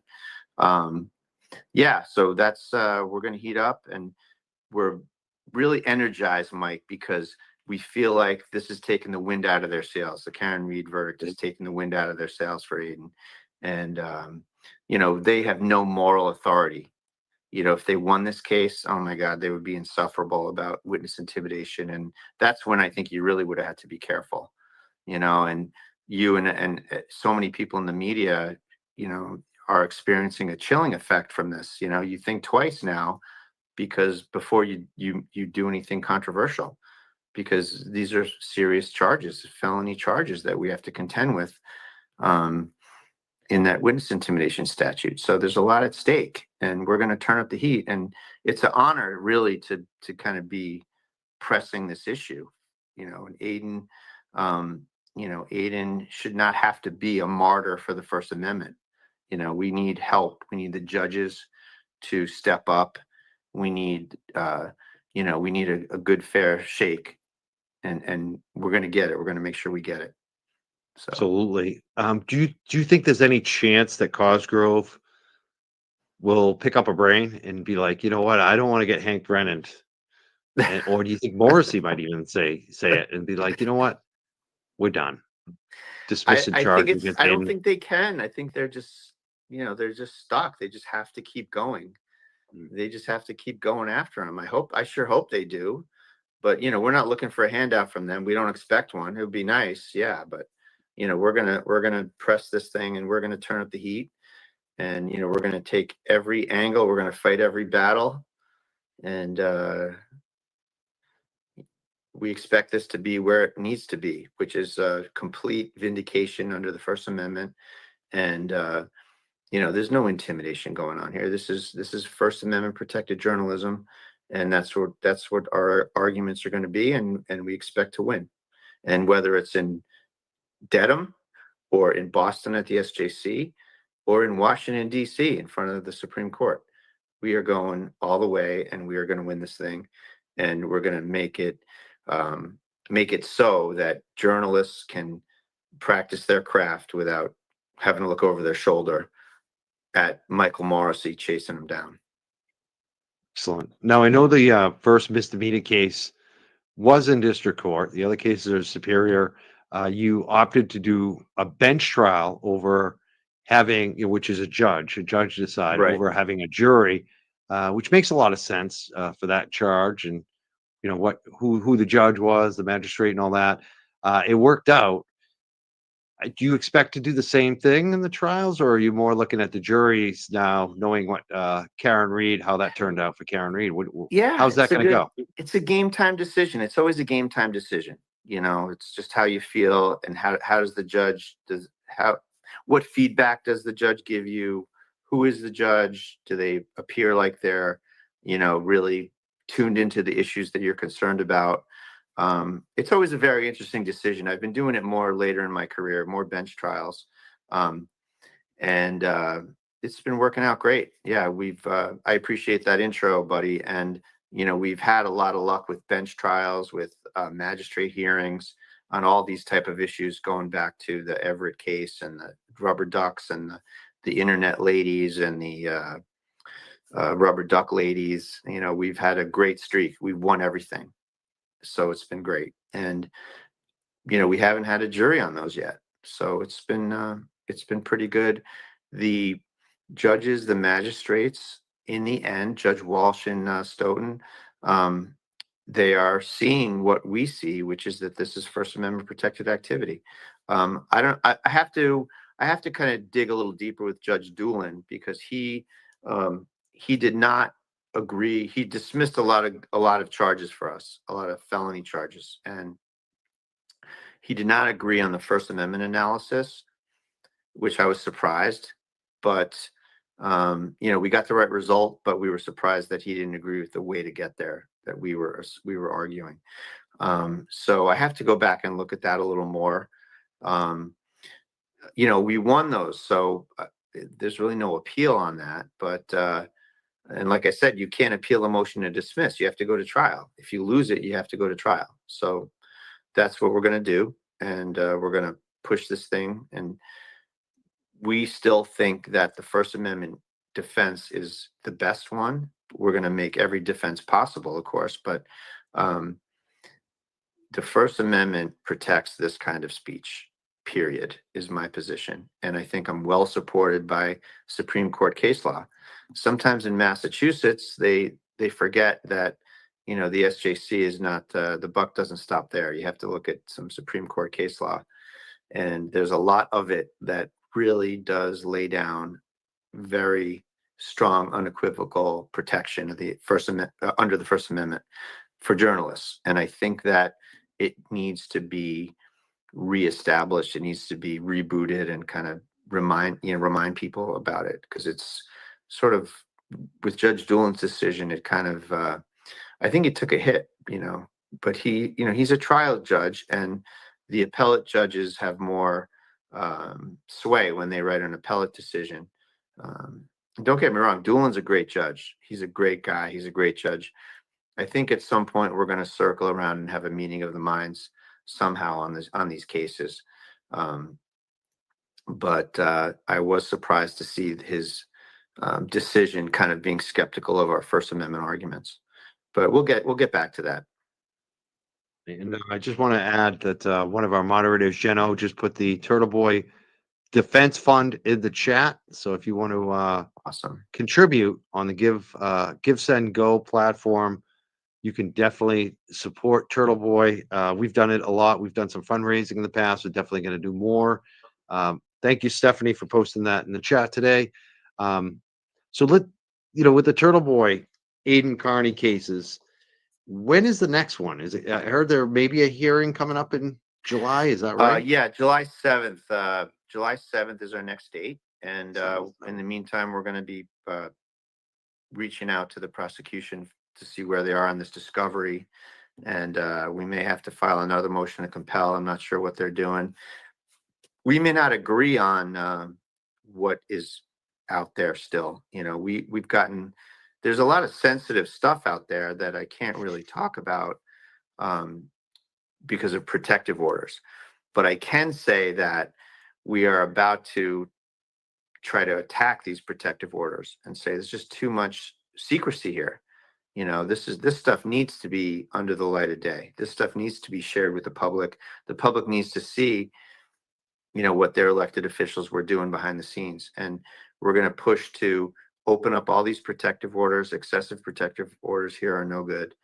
And we want more discovery. We want to dig deeper into the machinations of the state police and the district attorney's office in terms of these text messages and emails between them behind the scenes against Aiden and possibly still items that are out there that involve Karen.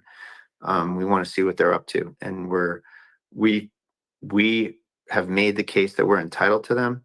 We think Judge Doolin agrees with us, and we just need some more specifics on it. And we're going to push to get this stuff very soon. July is going to be a very interesting month, I think, for the light of day, for disclosure, and for what really was going on out there. Because I think with the closure of the Karen Reed case, a lot of the supposed issues requiring privacy are over with. So we're going to try to undo these protective orders going forward. So that could help Aiden Yeah. with a lot more things coming out because Karen Reed is over. Wow, that would Right. be very good. Very good to Yes. hear. Yes. There's Because some I'm sensitive curious stuff. about a Yeah. lot. Yeah. So that's exciting, and it's going to help Aiden, and it's going to shed more light on the inner workings of that office and the involvement of various actors that are front and center, people that everybody's watching, that everybody knows about. So yeah, we're about to heat up now that Karen's case is over, and Aiden is going to have a little more free time on his hands, hopefully here, and we'll get going. He's been great. He's been a great client. He's so engaged. He gives us so many great ideas. He is encyclopedic in his knowledge of his own case. He's terrific. So he's really great to work for, and we got so much respect for him. And I think the reason that a lot of people are in his corner is because he stands up to bullies. And I always say that about him, that, he stands up to bullies that people kind of look and say, damn, I wish I could do that. But he does it, Well, That's why so many people support him. I mean, Yeah. even us, the YouTubers. I was talking to Yeah. James Jackson, the JFK show there, and he said that recently. He was just saying, like, he Yeah. does the shit that JFK and I like. We can't do that. We're street guys. We've already gotten in trouble. We're trying to stay out of trouble. You know what I mean? Like, he goes there. He with Yeah. with Morrissey and Yeah. just Morrissey He leads- alone. Yeah, he leads with his chin, Yeah. and he's not. But he's afraid to do it. he's also got that network behind him. Like that's the thing about me too now. Like I feel a little differently than I used to because of all the people behind me. It does make a Yeah. difference. Like that's why it drives me crazy when you mention the Duck Ladies and even Rich Schiffer Yeah. and a lot of the other folks that have gotten visits. They don't have what Aiden has. Yeah. Definitely not even They what try I to have. scare the hell out of him. They scare the hell if out you of don't- him. Yeah. So these people that don't have tens of thousands of people behind them and they go to their house, that is what really makes me mad. It makes me angry. And I'm so glad that you defended a lot of them. Or Like tens Rich. of thousands of dollars. They don't have tens of thousands of dollars to defend it with either. Which is a problem. This is it's the scary. problem, right? And they take advantage of this stuff, and they know how dangerous this witness intimidation statute is, that you can, if you cause emotional harm to a witness, you're committing a felony. I mean, that's insane. That's got to go. That's just got to go, and we're going to do everything we can to blow that up, get rid of that. And we just have to get to the appellate court. We have to get to the SJC, and I'm confident that the SJC will go our way. And if they don't, then the next step is Washington D.C., and we're happy to go there, and we're fine to do it, because we know in D.C. when we're citing Supreme Court precedent, not SJC law, they're going to go for it. And let's face it, the Supreme Court loves nothing more than to smack down Massachusetts. So that would be Right a now, I favorable bet. forum. That would be a favorable Yeah. forum for us. Yeah. So that would be good. So yeah, you take it all the way. I definitely want to ask about our friend who's been on the show over and over again, who is part of your legal team now, Mark Betterow. What's it like working for Betterow? I know he's written a lot of Betterow letters, as we call them. Yeah. Tell us about what's like for working with Mark, how you first met him, how you decided to work with him. Oh, Tell us well, everything about yeah, Betterow. People love him. Aiden wanted to bring him in, and him and Aiden, had a history from these kinds of shows and appearances, and he's been great to have. He's like the silent assassin behind the scenes. He's awesome. It's great to have him. He takes those. He's taken these isolated issues like the discovery issues and some of these people out there, and he's dissected it like nobody else can.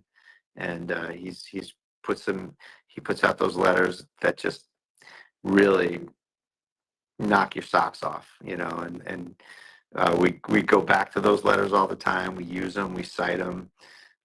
It's been great, and I'm looking forward to having him step up and get in the courtroom and put on the gloves and get out there. I think he's going to be doing that soon. He's terrific. His insight is great. His humor and his tactics and his strategy are really great to have. And I was so glad because it's so hard to take on the machine by yourself. So it was really great to get him on the team. And Courtney as well. Courtney Healy. She's terrific too. Me too. Courtney is Courtney and I have had a lot of conversations over the last months, and just thank her too. You, Tim Bradle, Courtney Healy, thank you, both of you. You're just amazing. She's got an encyclopedic knowledge of this case too, like you wouldn't believe. She knows where everything is. She knows what happened. She knows who's who. She's terrific. So she's got no quit too. She's got no quit, and she will talk you into like she is a great recruiter too. Like I love her. Thank you, Courtney, for everything this year. I think she's listening. So big shout out to Courtney. We're nothing without her. She's been great. A lot. It's funny too because I refer people to you both a lot because obviously with all the shit going on, so I don't refer people unless I know. You know what I mean? So it's just that's why I thank you. You're and all of you are bring them on. I'm happy to help anybody out there with these kinds of issues. It's really great. It's really an honor to be protecting people's First Amendment rights. It's a huge honor. So I appreciate that. And to follow up on the Betterow thing, last night when I was talking to, I got a phone call. And it's funny because usually I don't take the phone calls if I don't know the number. Well, yesterday I was taking everybody's call because I was like, I knew I was going to get them. I knew I'd get some interesting calls, and one of them, I'm glad I answered the phone every time yesterday because I got some phenomenal calls, and I was just like, oh my god. So one of them was Nathan Reed. He calls me out of the blue. I don't have his number. We see each other. We talk. We had dinner one night. I love him. And so he's telling me about Betterow. And he says, Mike, my father and I were watching you and Betterow and Mazza every night as we went to sleep. And we were just as down as your folks in the chat. And you know how everyone in the chat was like, we need Betterow.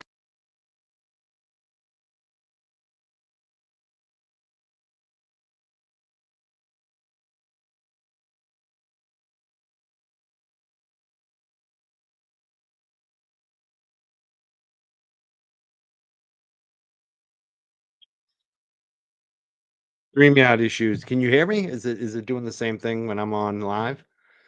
I was just listening to the video. It sounded fine. Weird. Seems like we're having StreamYard issues again. Is it bad right now or good when I'm speaking live? Okay, now, all right. Let me restart this video and see if it gets any better here. Because when I'm playing it, it sounds good. We may have to just redirect you to it. Yeah, it sounds better now, doesn't it? Hold on.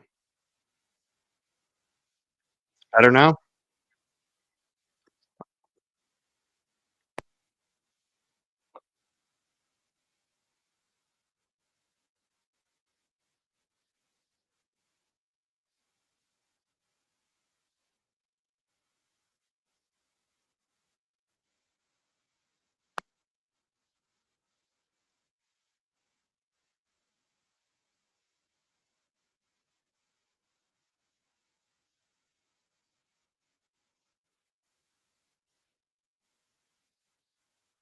Yeah.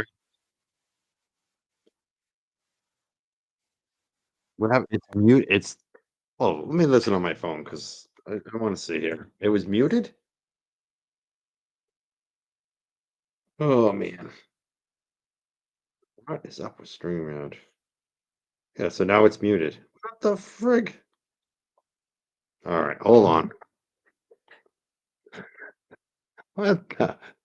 So weird. It's so weird. How does it work perfectly fine and now it's muted? What the F?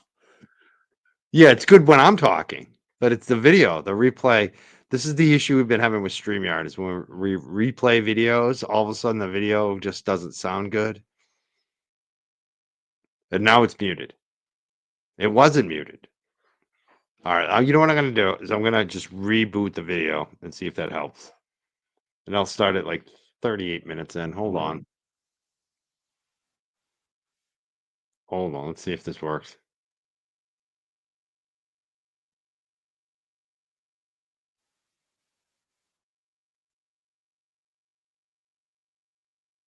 All right. Hold on.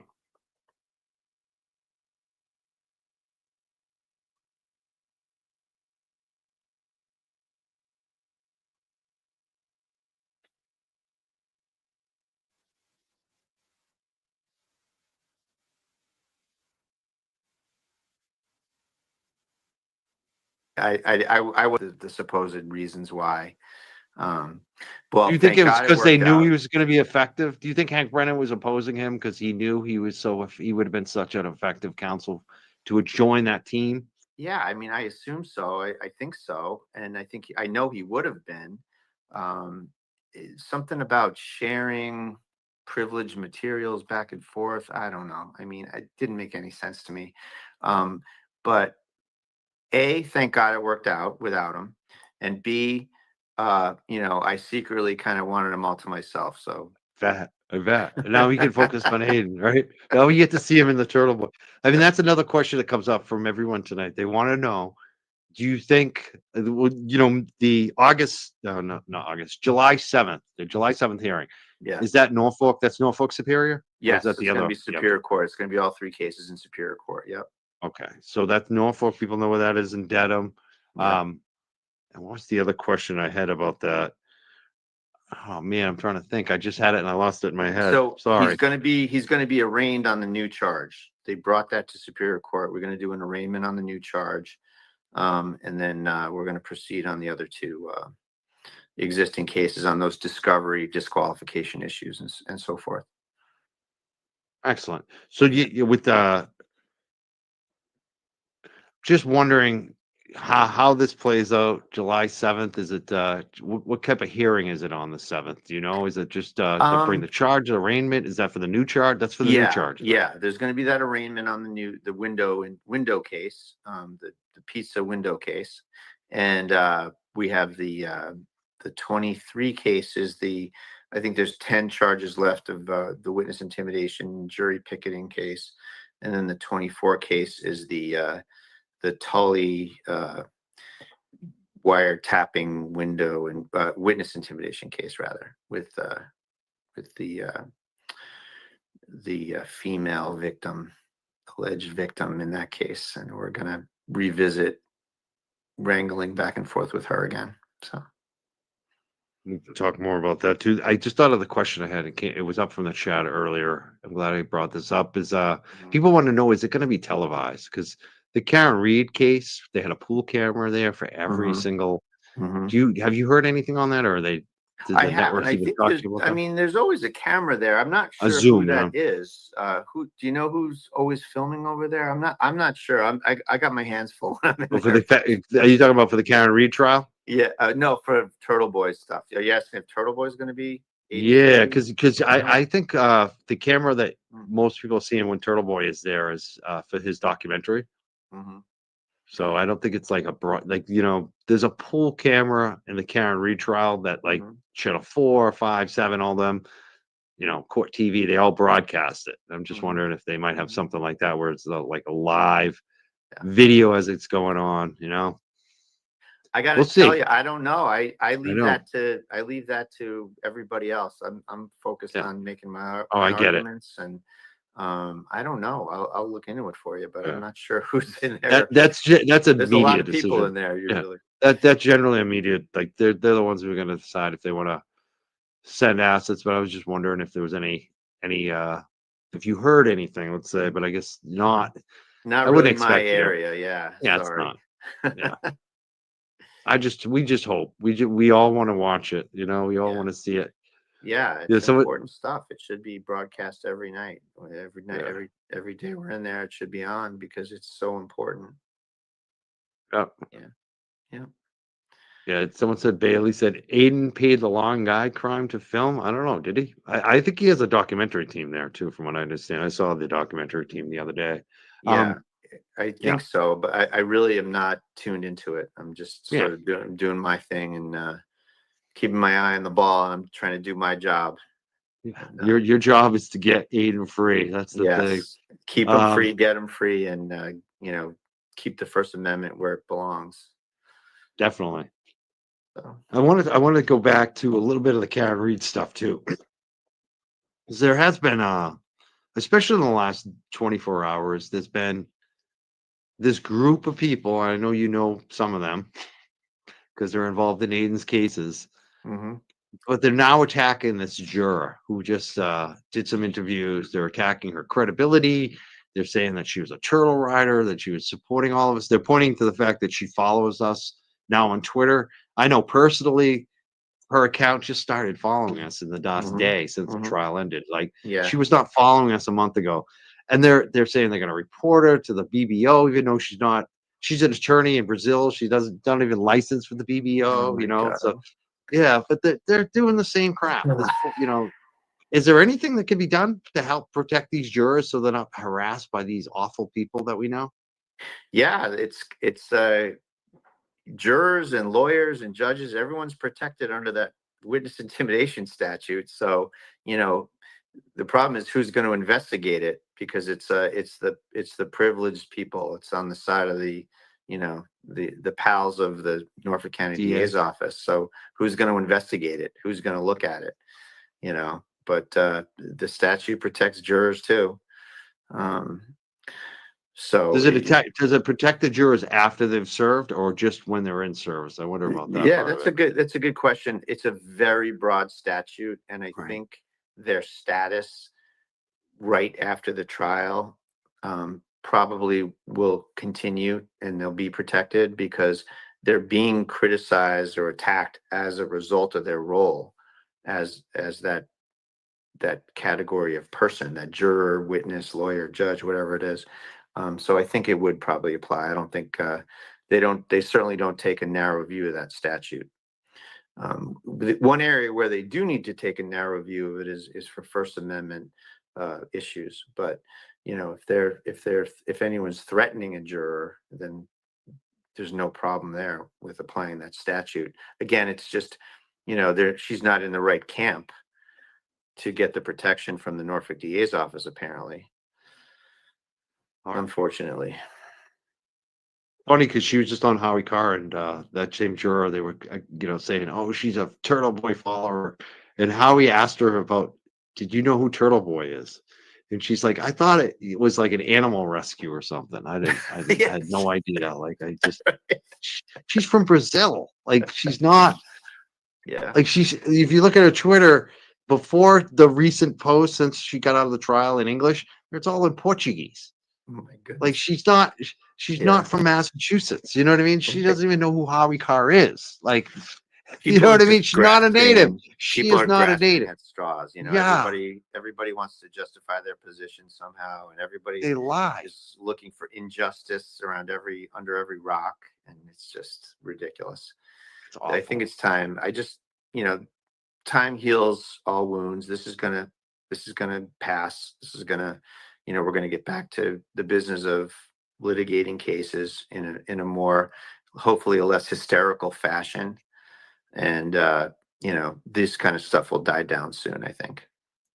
I hope so. Yeah, me too. So when the verdict came down, well, again, we're ever since it's happened, I've lost track of time and I know. days. Me I'm too. like in a daze. Where were you when I think it was Yeah. Wednesday, right? Yeah. We were on Wednesday I when the was verdict. I was on 93 South sitting in bumper to bumper traffic, and Oh, wow. Courtney texted me, I think, and said there's a verdict, and I tried to get on the stream and all that, and I screwed it all up, and so I got it secondhand.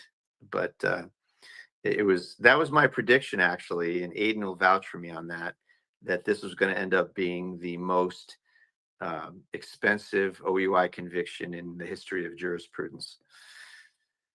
Still the So mark. Amazing. yeah, You knew. yeah. Well, I mean, it just seemed like it was going in that direction, Good. for a couple of It did. days, and you see that they overcharge and they take all these liberties, and I think their experts were crazy. This is another lesson out of this case. So many lessons come out of Karen Reed. Another lesson is how that, cases that become battles of the experts, they sort of cancel out, and if the burden's on the prosecution and they call experts that say, A, and then the other side calls experts that say the opposite of A, if you have the burden of proof, you're going to lose. And there's more to it than just hiring high-priced experts. The big question is, should the defense have called Proctor? I thought that was one of the most fascinating issues here, and I think they made the right call, because you don't set up a straw man to knock him down, and you can't control him when you have to call the witness yourself, and it could blow up in your face. So I think it was the right call in the end that they didn't call him, and they had the information and evidence from the friend. So it was maybe counterintuitive, but I think it was the right call in the end to just stay away from it as the sponsor of the evidence, as the defense should not have been the sponsor of the Proctor evidence. So Absolutely. yeah, Yeah, there's now so many interesting issues in the case. It's incredible. it's been such a wild ride. Now the OUI that you Yeah. mentioned, Yeah. a lot of talk, even with Better on the show, whether or not he wouldn't have done that. He understand. We all understand why they threw that OUI in there, but he Yeah. felt like the case Yeah. was so strong that they didn't need to kind of bait the jury into Yeah. to So going that's an towards a middle interesting, yeah. solution. What do you think? That Would you have done that's it? What do you think? Well, that's not the question. Is would I have done it? Would Mark or the defense or the prosecution? There's a case back in the day, Commonwealth versus Woodward. Remember the Louise Woodward case? Oh yes, The Louise, nanny, the right? baby Ethan. Yes, Middlesex County, right? Exactly, Maddie Epen, and that case established a very strong precedent that the prosecution and the defense couldn't sort of agree to kind of go all or nothing on charges, and say, no, I've done that myself in the past before the Woodward case, where you would kind of say to the defense lawyer, this is back when I was a prosecutor, that you would say, let's just go all or nothing, no lesser included. And you could sort of almost agree with the defense. It was sort of an expression of like bravado, that no, we're going to go all or nothing here. We're not going to go for the lesser included offense. But the Woodward case stood for the proposition that you can't do that anymore, that you have to, if there's any view of the evidence that supports a lesser included charge, that you have to include it. Mm. So here, the judge, I think, had to follow Woodward and include the OUI charge. And it wasn't something that like was some genius tactical decision by anybody. I think it had to be put in there as a lesser Interesting. included under Commonwealth versus Woodward.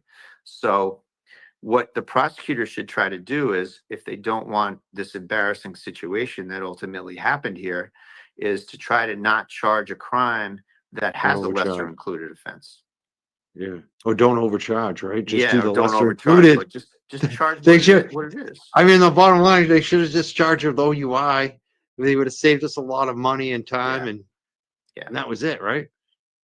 This case, when this case happened, you know, I said, what the hell are they doing? And then when Aiden gets arrested, I said, what the hell are they doing?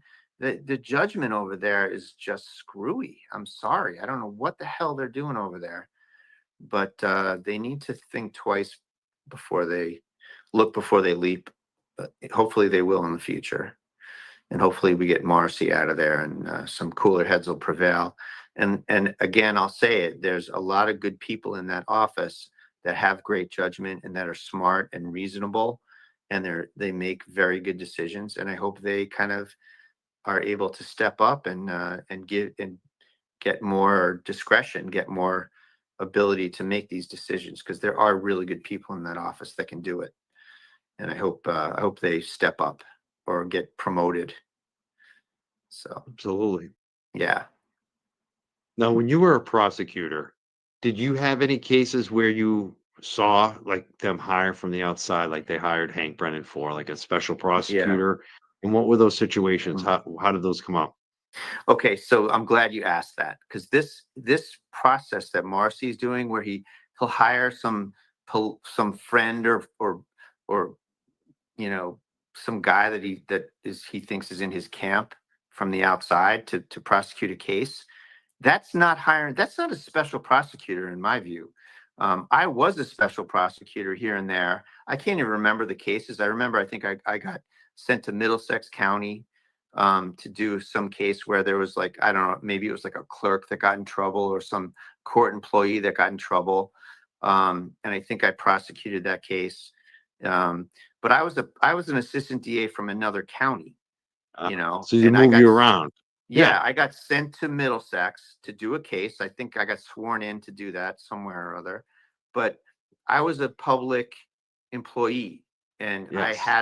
I had a boss that was a district attorney from another county. The Middlesex DA had no control over me, unlike here. Morrissey I think he thinks that he's putting something over on people, where he says, oh, we're going to hire this special prosecutor.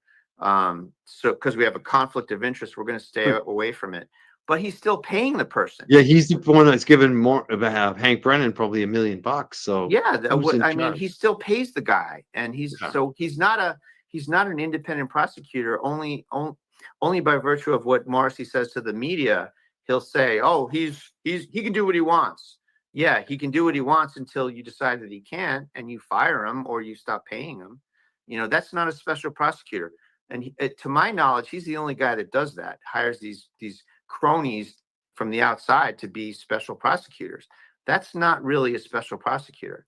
And getting back to my Middlesex situation, I went over there. I never had any contact with a Middlesex prosecutor, never had any contact with the Middlesex DA's office. I prosecuted the case and I went back to Suffolk County, and that was it.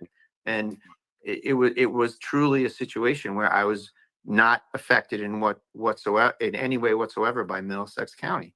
And here, these are not special prosecutors. I don't understand. They're just they're not a special prosecutor. They're just another guns, prosecutor. Yeah, they're Yeah, just well, another guy that yeah. Morrissey hires. From the outside. Why do you think that Morrissey didn't like hit up, Middlesex or Barnstable or Bristol County and say, hey, Yeah. I got a conflict. Can you send one of your assistant DAs over here to prosecute Yeah. this murder case for us? Why didn't he do that? Why did he go I to don't Hank think Brennan? anybody wanted to. I don't think anybody would play ball with him. That's my thought. Yeah. Yeah, I don't think anybody wanted to get involved in this mess. Wisely so. Yeah. And so he had to resort to this sort of half-assed, I'm going to hire this guy and control his paycheck and whether he's hired or fired. but I'm going to just say that he's a special prosecutor and he can do what he wants. I don't know. That's what he did with Aiden's case. I don't know if he did that with Hank Brennan, but that's what he did with Mello. You know, oh, he hires them and he says, oh, they can do whatever they want because we have a Yeah, conflict. right. But then they get all the resources from the same office. You know, Same state police. Yeah, Cosgrove's running around with help from the DA's office. There's right. some other prosecutor walking around with them. You know, they use the AV people over there. It's not really. He thinks I feel like he thinks he's putting something over on everybody by calling these people a special prosecutor. Wow. That's amazing to know, to realize that most Yeah, special prosecutors are just ADAs from other districts. That's right. what I was wondering for the longest time. Why do they just use someone else from a different office? And Right. it's like a standard practice. That another question that's unusual in this Karen Reed case, the $400,000 plus that Mhm. they spent on the aperture witnesses. And Oh then my one of the God. witnesses didn't have his degree and lied, and you saw that catastrophe. Ugh. Is that standard? Like, because from what I'm hearing, witnesses can be very expert witnesses can be very expensive, but I'm hearing like 50,000, 100,000, four Those are hundred thousand. eye-popping I'm numbers. hearing it's crazy. Yes, Have you ever those are seen just 400,000? Have you ever seen it? Any no case you've done? eye-popping numbers, Mike. Those are absolutely insane numbers. Insane. And I don't know where they get that money from. The whole thing's crazy. I don't know where Morrissey's going to get the money to pay for all this stuff. And I predict that this whole special prosecutor situation that he uses is going to get squashed. I don't think it's the way you're supposed to do it. And I think they're going to squash that. Hiring these people and just paying them boatloads of money when you have a stable of very good prosecutors that are right there to prosecute the case for their salaries. It's just unbelievable. You think of how many line ADAs could he have hired, you know, for the money he spent on Aiden and Karen. It's insane. He could hire a whole nother office of line ATAs, I think. It's unbelievable. I mean, the first thing I think of when it's that much money is I start thinking kickback, because there's no like bidding on this. It's just like, oh, I'm going to give you $1 million here. But I know you probably don't want to comment. I'll have you comment on this anyways. I don't Which is know. Yeah.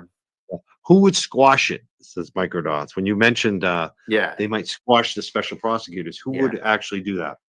No, that's a good question. I don't know, like the BBO or the SJC or somebody, you know, this idea that if you have a conflict, you need to hire someone that you don't control. And that's, I think, the crux of it. That's what I think they would address. Either the BBO or the SJC in their administrative capacity might say, look, DAs, if you say you have a conflict, you can't just go hire somebody that just works for you and that you pay and hire and fire anytime you want. You have to go outside the county. You have to find somebody, you know, and do it that way. And but saying there's a conflict and then taking somebody on that's a political friend or crony of yours that you pay a boatload of money to, you know, does not ameliorate a conflict. Yeah, By any stretch and then of the imagination. yeah, and then you use the same state. This is what kills me, especially about Aiden's case even more. Is Aiden criticized Tully, Proctor, all these cops, right?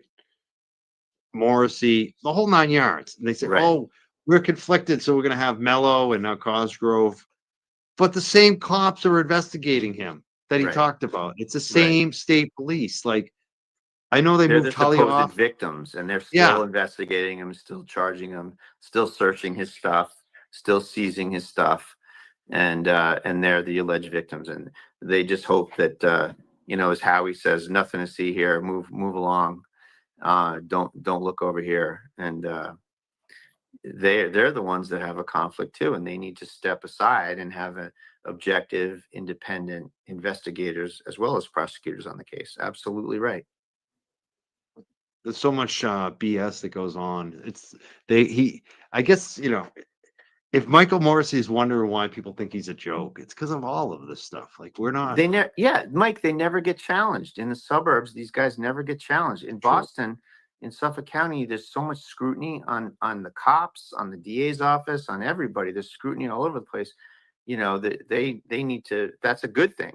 But in the suburbs, I always had the sense when I came out to be a defense lawyer, these prosecutors and police in the suburbs have no scrutiny or don't have enough scrutiny, and they don't get challenged. They don't get scrutinized, and it's a problem. I think it's the root of the whole problem. Yeah, it's a big issue.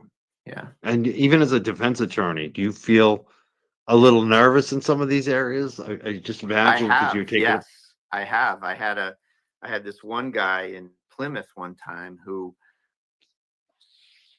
literally he thought these people were his witnesses. Those are my witnesses. Those are Commonwealth witnesses. And they had showed up at court one day, and I didn't have an investigator there. And so as we all know, I shouldn't interview witnesses on my own, because then I'm a witness to what they said. So I just was taking down their contact info so I could have my investigator get a hold of them. And this state trooper comes running up to me, screaming and yelling at me like I'm interfering with Commonwealth witnesses. And it was really eye-opening. Like, I don't think that would have ever happened in Suffolk County. I know it wouldn't never happen in Suffolk County, but this guy thought he could intimidate me off of these witnesses. And, you know, we got into quite a shouting match because, you know, I've been around the block a few times, and I knew he was way out over his skis on this one. And it was scary. You know, these guys get in your face. They know how to intimidate people and scare the crap out of people. So Definitely. it can They're get used to nasty. getting away It with can it, get too. very Yeah. nasty. You know, this is nasty stuff. Especially homicide cases is extremely nasty, and they never go away. A murder case never goes away. A conviction never goes away. You know, the person isn't just going to say, "Oh, that's it. Okay, well, I guess I'm convicted and sit in jail for life." They're going to fight and fight and fight until they come up with some angle to pursue, and they're going to try to find a willing audience. And it's a nasty, nasty business. Definitely. Yeah. Did you ever think do you ever think you'd be into this, being a trial lawyer? Like when you first got into law, is this what you always wanted to do or not? Yeah. I always wanted to be a trial lawyer since I was a little kid. Wow. And I was lucky. I never had a lot of career anxiety. You know, I just always was going in this direction. How did you know that? Because I feel like it took me a long time to figure out what I wanted to do. Yeah. It's a silly little story. Like there was this kid in like 4th grade who nobody really liked him, and we had this. We were doing something about Abe Lincoln's cabin, and we had this cardboard like big cabin set up in the classroom, and everybody brought in these little items to put in the cabin that would like replicate Abe Lincoln times. And somebody broke something in there that someone brought in, and everybody just assumed it was this kid that nobody liked, that he did it. And everyone was like yelling at this kid for breaking this thing. And I just kind of stood up for the kid out of the blue. I didn't even know what the hell I was doing, but I said, "Hey, leave him alone. He didn't do anything." And it was this little nugget of defending somebody that I got a real charge out of back in 4th grade, I think it was. Well, that's amazing. And, yeah, it was really funny. And I just sort of did it didn't really plan to do it. I just kind of stood up and said, "Hey, what are you doing? Leave him alone. He didn't do it. You don't know who he did it. You don't know that he did it. You know, he didn't do anything wrong." And that's like my first case. Oh, it's amazing. From 4th grade. Yeah. And I just I always love it. wanted to. I don't know. Go figure. You're in the right place. You are in the right place now. It's a blast. It's a lot of fun. It's a great honor, like I said, to do a lot of these cases. You know, I want to talk about more of these cases too. I definitely want to talk more about Rich Schiffer in a second, but I want to bring up Michael Cox because you, again, were a Suffolk County, which is Boston for people that don't know, which is Suffolk County is the biggest, baddest county in Massachusetts. So you were Suffolk County ADA. Michael Cox is the Boston Police Commissioner. I'm pretty sure you know the history of how he became Boston Police Commissioner and what happened to him in the past, where he got beat up by other fellow officers Yeah. and had a lawsuit and all that. But now he's the guy in the office with this rookie Boston police officer Devers, and he's telling her, Yeah. do the right thing. What do you think about all of that? Oh, I don't know, man. I don't know Cox personally. I mean, I don't know. How do you interpret it? Is it the subtext of do the right thing, wink, wink, wink, and say whatever you need to say to help the prosecution? Or is he just saying do the right thing, like do the right thing, do what's right? I don't know. I don't know. I do know that it's extremely unusual for that meeting to take place. If someone is a witness to a case like this, particularly in that circumstance, that high profile circumstance where scrutiny is on them, from every angle, to have that meeting, I think was probably extremely unwise. I don't know. It's definitely raises more questions. Why they want to raise more questions is beyond me. That witness was terribly defensive, extremely defensive. And there's an open question whether she kind of shot herself in the foot for future cases. If she said, what did she say, Mike, about having a false memory, or what False kind of memory? memory. What did she say? False She said memory. that she had a False false memory. memory. Yeah, Like, false that's memory. that's weird. Like, Yeah, it is weird. does that mean I don't know what to do with that as an attorney? I think that warrants further investigation, because is she saying she has a medical problem?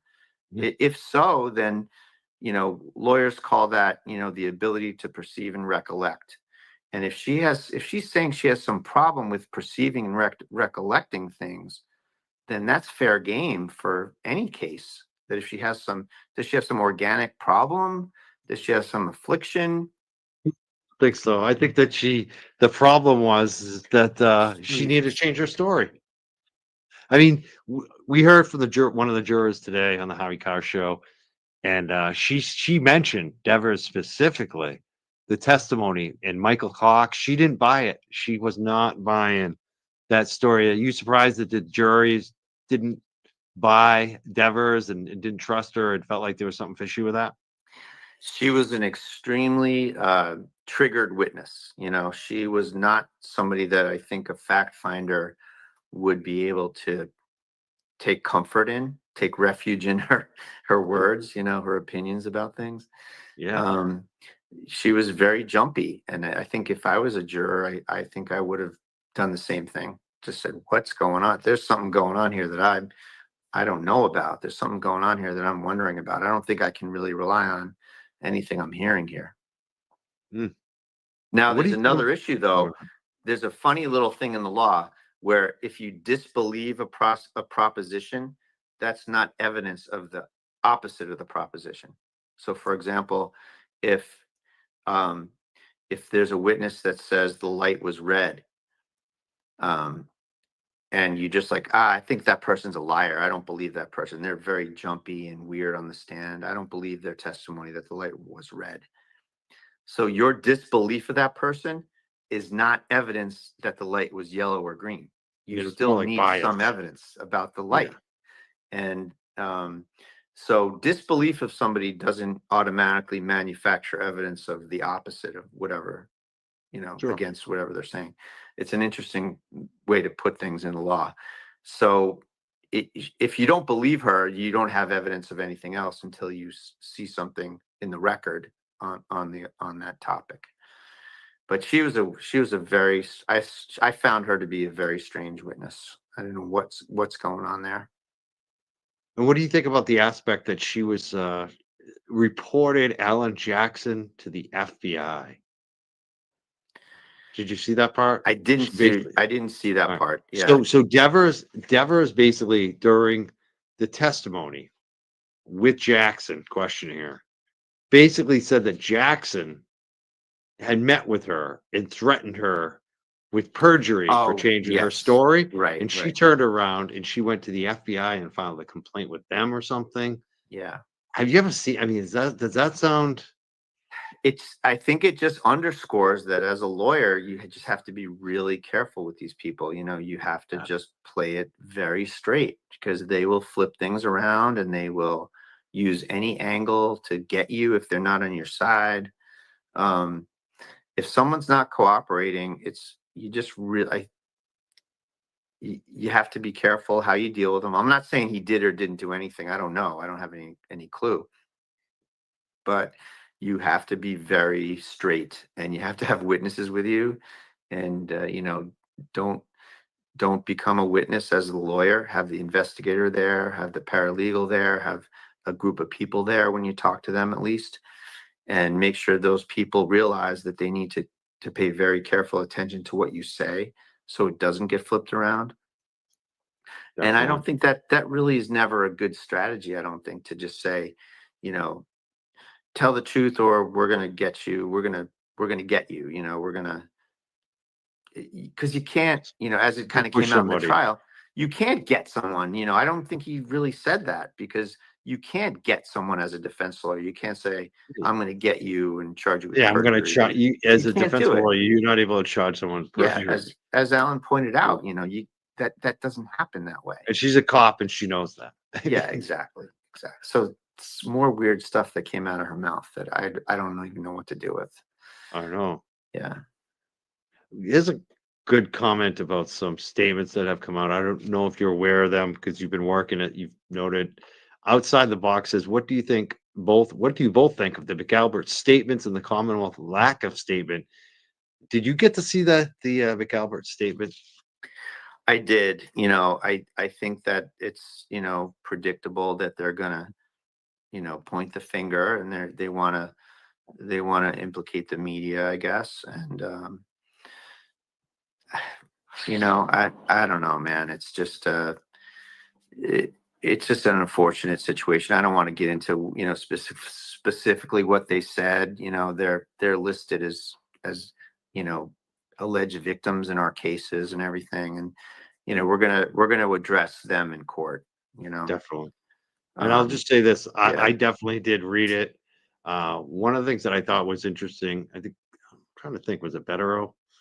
I like quoting people, but regardless, whoever said it, but I agree with it. Like, basically, they left off Higgins' name, which is weird, and they probably shouldn't have put the individual names on there. But the bigger weird, like the first sentence was fine. Everything else that came after was, look at us, we're victims, just blame, no accountability, no owning up to anything. And it's like a terrible PR. The thing they should do is just not say anything. And for them to put out a statement, I felt like before the family of John O'Keefe felt kind of disrespectful too. Where's the statement for the family? The McAlberts are already speaking. It seemed very weird to me. That was a little, I think, a jumping the gun there. What's that saying that Ben Franklin said? It's better to keep your mouth shut and be thought a fool than to open your mouth and confirm it for the world. Yeah. And they kind of did. They did that confirmation once again. It's like, just don't talk. Same thing with Michael Proctor. He did this television thing, and it just, Howie Carr's playing. I was in Howie Carr's radio network. They must have played the same quote 10 times I was there. Like, they just kept playing it because it was so good. And it was just this guy, like, just being a groveling, like, no accountability, no It recognition. didn't of seem what's like he going did on. himself any favors. Yeah. He needs a media consultant, I think. Big He time. didn't That's do himself exactly any it. favors. Like, He needs, you guys have been in the center of this crisis of your life, and you're not getting any media consultations or PR pros to Right. say, hey, maybe you shouldn't say that or do it that way. Right.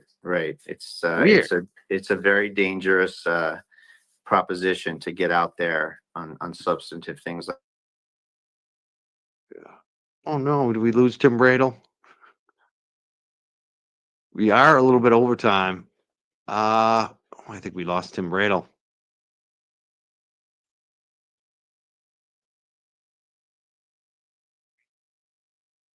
I'm going to read a couple two super chats, and maybe I'll remove Tim. I don't know if you can still hear me, Tim, but if you can, and you want to jump back on, we can definitely do that. If you got to go though, that's totally understandable. I really appreciate your time, Attorney Tim Bradle. Hopefully, we'll be able to get you back up. I'm going to remove you from now, and maybe you want to try to jump off and jump back on if you have the time. That was a phenomenal interview. That was going really well. Really enjoyed. Attorney Tim Bradle. I'm just going to read a couple super chats right now. Kala FTB says, thank you, Mike. And Tim, free the turtle. That's what we got to do. We got a free turtle boy right now. Kelly, if Chloe, you must have quit, sent $10 and said, Bradle, you should run for DA. Oh, he's back. Awesome. We love Bradle. They want you to run for DA. Sorry Tim. about that. No worries. I'm just Oh my reading some God. super chats. Would you ever run for DA? Have you ever considered No, anything? no, come on. Being a politician, you got to take all these crazy positions and worry about the appearances. No thanks, man. I wouldn't mind. I wouldn't mind, like, kind of. I always joke. It's more important to be it's better to be the guy behind the guy instead of the guy. Is that Vince Vaughn's line? I think from Yeah, that's a good Swingers, one. maybe. I like It's, that. although the corollary is, how when the prosecutor or the politician is like at the podium and you have all these stone-faced people behind them with their hands Yes. folded in front of them, never be that guy. That's lame. We're Never standing be the behind guy him, folded. standing there behind them all stone-faced. Just to step off the camera. That doesn't do you any good. To be standing behind the guy. Yeah. Everybody that does that, I think, looks foolish. Well, sometimes they have to do it in the government, right? The Speaker of the House and the VP at the State of the Union. Yeah, right. I would never I'll want to give be them that one. though. That give is them that one. weird. I know, but can you imagine being that person though? Like, I wouldn't want to do that. Like, you have to stand up and clap if you do something not right, if you're falling asleep. You know what I mean? It's like you're sitting there in front of the president, and like that would be like you said. I wouldn't want that gig actually. I wouldn't want to be Step off, standing right. there behind the I president. guess those two they're a captive audience, but Dude, they have to be there. They these have no choice. these like DA press conferences where the prosecutors you're talk, talking about. the DA is talking, and then like the hungry assistant DA is behind them who's going to do the case, and the police chief's behind him nodding his head. Yes. No thanks, man. Have you been to a lot of those? I bet in the back of the day. Yes, but I would always just step off to the side. I never wanted to be the guy standing behind the him. camera. I would always just say, "I'll be over here. I'll just stand off to the side." There you go. Like me. You don't want to. You really don't want. Yeah. I like that. I agree. Yeah. I was hiding behind a curtain recently when I saw Auntie Deb do her performance. I was hiding behind a curtain. So I was trying not to get in the way and be in the way, and then people noticed. They took pictures of it, and they're like, "He's so disrespectful." I'm like, I was trying to get out of the way. And I was trying not to laugh too much at the inappropriate jokes, like God. He's a little Auntie Deb will get you in trouble. Just even laughing at his Well, stuff. I think it will be very interesting to see how Judge Cannoni handles cases after this case. Oh wow! Because she's always been a very good judge as far as my cases go. She's handled my things very well. Except recently, I haven't been too happy, but I think she's gonna. I sure hope she just gets back to where she was in the system. And why do you think she was different? Because I've been hearing that a lot too from other legal professionals that this isn't how she always is. Why do you think she was different for this case compared to some of the other? I mean, I think it was obvious that she had a big personal problem with the defense team for some reason, and I don't know. I think what do I know? But maybe she just didn't like someone coming in from out of state to tell us what to do in our system. Something like that. I don't know. I don't know what it was, but yeah, I mean, we are kind of that parochial, aren't we? We are really like that in the courtroom, don't we? The state is very, very closed system. It's a small town for lawyers. You have to really watch and everybody's watching every little thing you do. You do 20 great things. If you do one bad thing, it'll follow your career forever and no one will forget it. And, you have to really be very careful and just watch watch yourself all the time. So maybe it's something like that. Who the hell knows? But I think the way I say it to clients is like, you don't want things to harden up on a case. Like you don't want to personalize things. You don't want that dynamic, because once you develop that dynamic with the judge that's on your case, I mean, you're toast. It's so hard to function, as we saw. It's just everything's a battle. Every little thing's a personality contest. It's just a terrible way to have to do a case. So, at the same, which begs the question, like, why can't another judge just do the case? Why it's just this digging the heels in? Everybody from every corner, I think, on the Reed case dug their heels in to the max, and the prosecution dug their heels in, the judge dug their heels in, the defense dug their heels in, and everybody just fought about every little thing. And another lesson on those lines, Mike, is like there were so many motions in limine on this case. Yeah. It was ridiculous. Like you trying to stage and curate and control every aspect of this trial. I mean, trials are something that happen in the moment, and motions in limine are good for the big issues, but every little thing. And why was the prosecution allowed to keep filing motions to attack the defense witnesses? And that's why we have deadlines for motions, so that people can move on. How did the defense prep the case if they were constantly fighting these huge motions in limine on all these huge evidentiary issues and expert issues? You'd never had time to just sit and prep your witnesses, for God's sakes. They were fighting about motion after motion after motion. And I don't know why there wasn't a solid deadline. Judges usually say, get your motions in limine filed. We're going to deal with them, and then we're going to go to trial. And they will often say, no, we'll deal with that at trial. We'll deal with that when it comes up. I'm not going to delay this anymore. But here they just did constant motion practice, was just relentless, just never ending. That was a bummer. I hope that doesn't continue. Those issues need to be cut off so that parties can try the case. I think because Bev would bring up, and I know a lot of judges do with the jurors, you can't bring your bias in. If you have a bias about a witness, about their or a defendant, about their sexual, orientation or their race or any of these things. But it's like she had a bias, like you said, I feel like from out of town people. That's what it felt like. I mean, I'm she had to check her own speculating, bias. I know, I am too, but but that's what it felt like. It did feel like that. That's the feeling. it was definitely a personal issue. It looked to me like things were very personalized. Everything was hardened up to the maximum. It's not the end of the world to just say, you know what, I'm going to pass this off to another judge. I'm just, it's the greatest thing in the world, I think, for a judge to be able to just walk away. Yeah. I don't know. Be honest, just be like, yeah, this one's not for me. Yeah. And I think she had a good out, after the mistrial, but she kept it and digging in the heels, I guess. I don't know. Yeah. But yeah.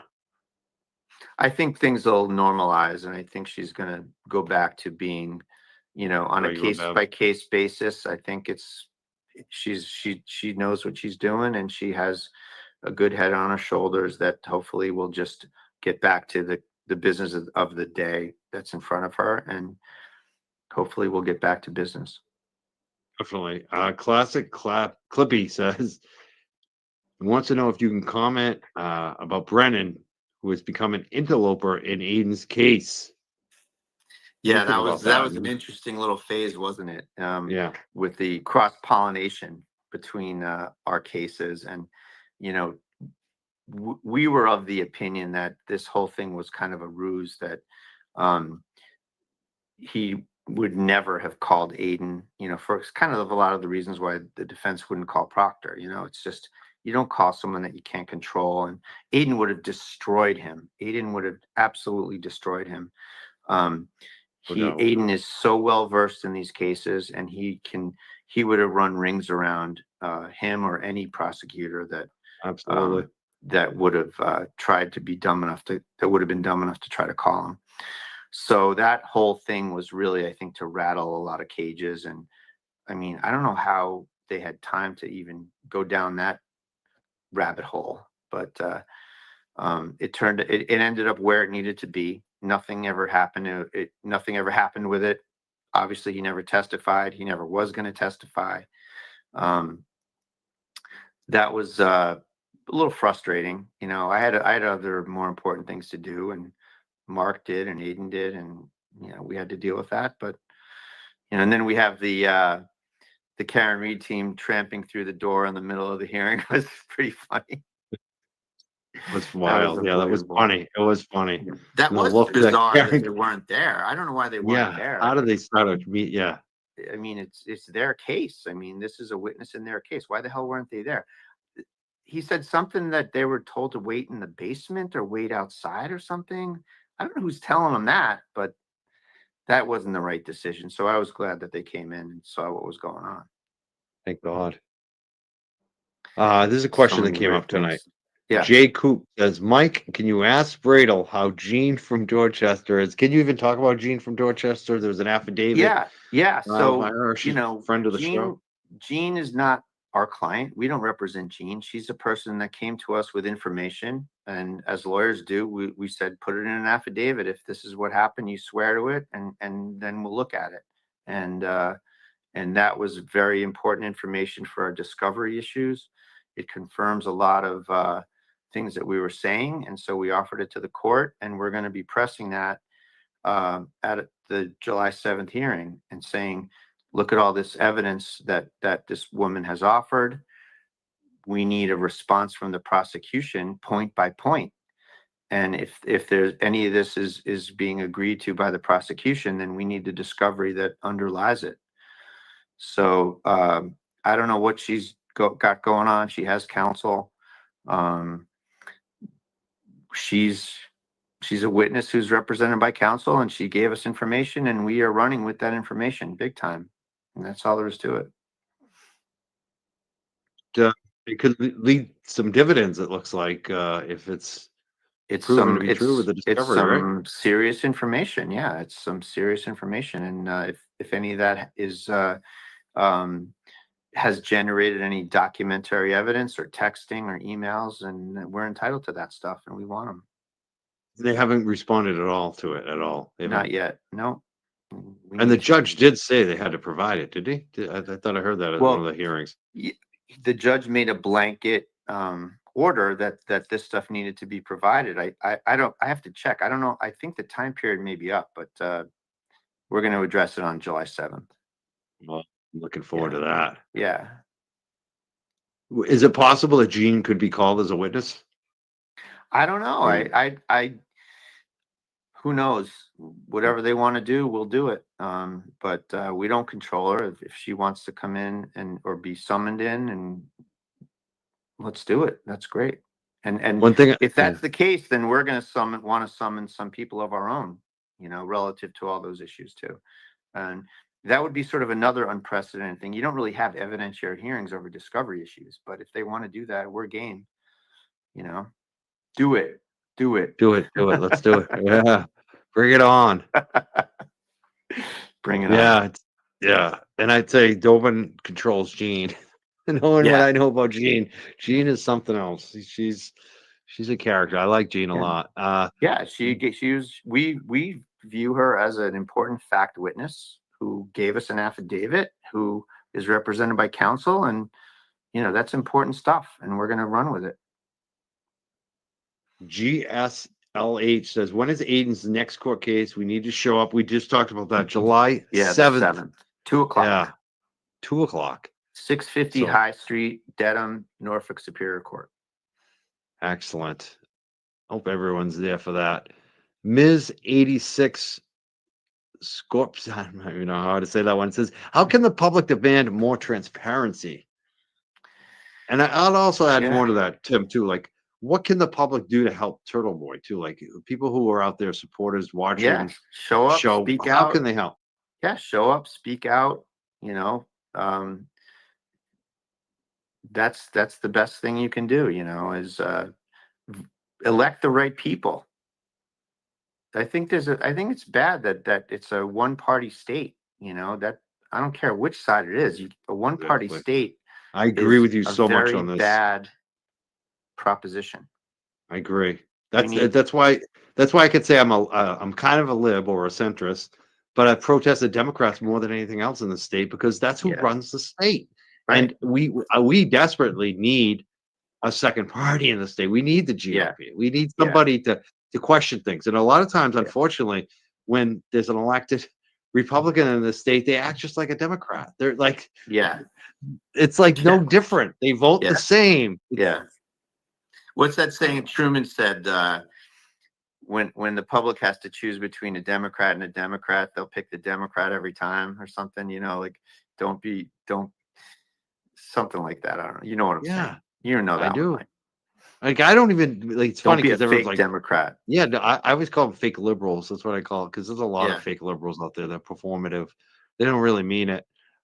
They just I mean mean, their performance. Like in fairness to the voters too, Mike, like the Republican Party in this state has had trouble getting out of its own way with some of the totally. people that they put up there. Like you said, people that are really Democrats but trying to run as a Republican, and they're not going to make it.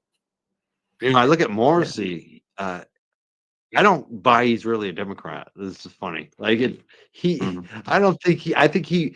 If like you said, if he was in a Republican state that was a one-party Republican state, he'd be running as a Republican. Like that's Mhm. Morrissey to me. He's just Yeah. running with whichever way he can get elected. Like that's Yeah. how I always felt about He's got a lot of certain. support with the liberal establishment, He does. but I think my guess is that he's done. I think he's done Me too. Me too. with the way this thing came out. And like, dare we think about it, but imagine if they won this case, how incredibly insufferable that they would be, Oh, it would be and horrible. and having this phony moral authority by winning Yeah. the case would be a really horrendous, scary proposition. So thank God that case came out the right way. Thank that jury. Thank God for that jury. Keep thanking for that jury. The Oh, jury is smart. They did yeah. their homework. They made the right decision. They're courageous. I'm so thankful for that jury. Hopefully it'll bring some change to the system and put more scrutiny on it, and a lot of people kind of lived vicariously through Karen Reed on this case and saw how scary this can be when the state does this to someone. And maybe it will finally bring some change, some transparency, and some people saying, wait a minute, I'm not going to just vote for this crackpot. People will think twice I definitely and think it speak out. will. Yeah, Yeah. I think it's already like if you look in Canton, Yeah. 30-year incumbent just lost 2-1. Yeah. Yeah. Never lost for 30 years at Canton Select Board. I think This might be the best thing that ever happened to Ken. right. Well, bring a lot of change, and I don't think people are gonna stop caring because now that Karen's innocent, not guilty, that people are still charged up about this, and I think people are going to stay involved. And I encourage people stay involved with Yeah. all of this because this isn't over yet, especially for Aiden, especially for Norfolk County. The DA, like I said, he might run for reelection. We don't know. I I had a feeling that, like you said, if Karen had lost this case, Hank would have been wicked insufferable, and he would have announced shortly after, I feel like, that he was running for DA with Michael Morrissey's blessing.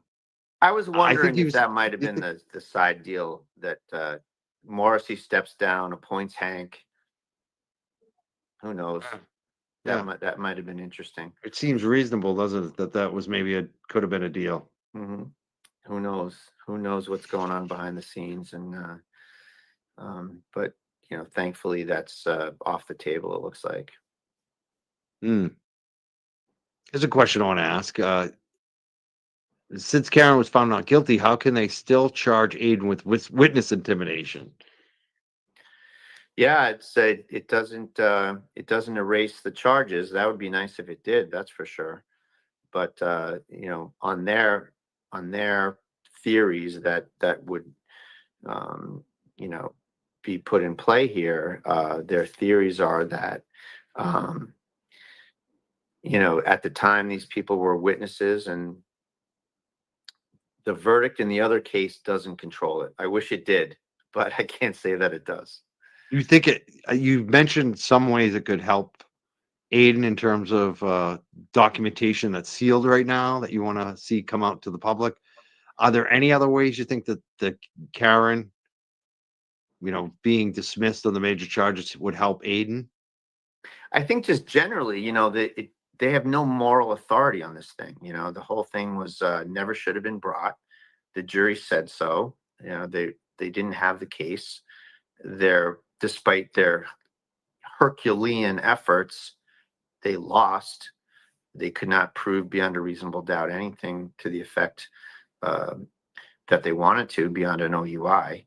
That I think really was because of her own admissions. And it took the wind out of their sails. They have no moral authority to go forward on this because it never should have been brought in the first place, just like Aiden's cases never should have been brought in the first place. Specifics going forward, I have to leave that to the discovery process, and we'll see what we can uncover. And if we can get this stuff revealed, put it out in the light of day, then we can talk about it. I'd be happy to come back on and talk about it. You come back again and discuss anything that comes out in discovery. I mean, it must be frustrating because you've been asking for a lot of discovery for a while here. Have you gotten anything? You've gotten some things, right? Yeah. We do have a lot of discovery, but the really juicy stuff is still in question. It's either under a protective order or it's not been provided to our satisfaction, or it hasn't been provided at all. So we're working on that issue right now. We'll be ready to go on that on the 7th. Fine.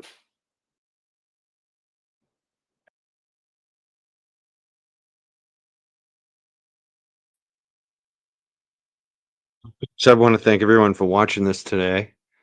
Play a little more, I guess, to the end. We're almost there. A lot of info there. A lot of info coming out. I love when he talked about the special prosecutor part. That was amazing to hear how it's usually done when it's not Hank Brennan. How they usually just have an assistant DA from a different district and they recuse themselves. I want to thank all the super chatters today. Let's put a couple super chats up. Stacy Face Travels sent $9.99. Thank you so much. Stacy Face says, I think they are positioning themselves to have Hank represent the Commonwealth versus Aiden. I think they are positioning themselves to have Hank represent the Commonwealth versus Aiden. Possibly. I think the big question is, does Hank want it? It depends. Hank definitely probably wants to make more money off of this. So maybe he wants the money. Maybe he's that desperate for the money. And he definitely hates Aiden enough to do it, I think. But does he want to look like crap even more and get another loss, another big public loss? Because I think he's going to lose. I think if this goes to a jury, I don't think a jury is going to convict Aiden. And if you look at some of the poll numbers that Howie Carr's been putting out, he didn't do the survey, but he had a link to a survey for Norfolk County, and things aren't looking too good in the poll numbers over there. So I have a feeling that Aiden will be found not guilty. So does Hank Brennan want it? That's the big question. Does he want it? Does he want another public loss? Does he want more of this of what he just got? Is it worth the money? I guess it really depends on how much he really, if he's going to run on the hate, because you can tell he really despises Aiden. Kev 781 sent $9.99 and said, the fight is not over for Turtle Boy. Keep up the good work, Mike. As these laws and rights get challenged, the fight continued. We're here with you. Fight continued. We're here with you. Thank you so much, Kev. Yeah, we're gonna be here all the way through for Aiden, Turtle Boy. Mad P sent 10 Canadian super sticker. Thank you so much, Mad P. Bino sent £5. We did read that earlier. Thank you so much, Bino. And thank you to the new member today, Rescue Randy.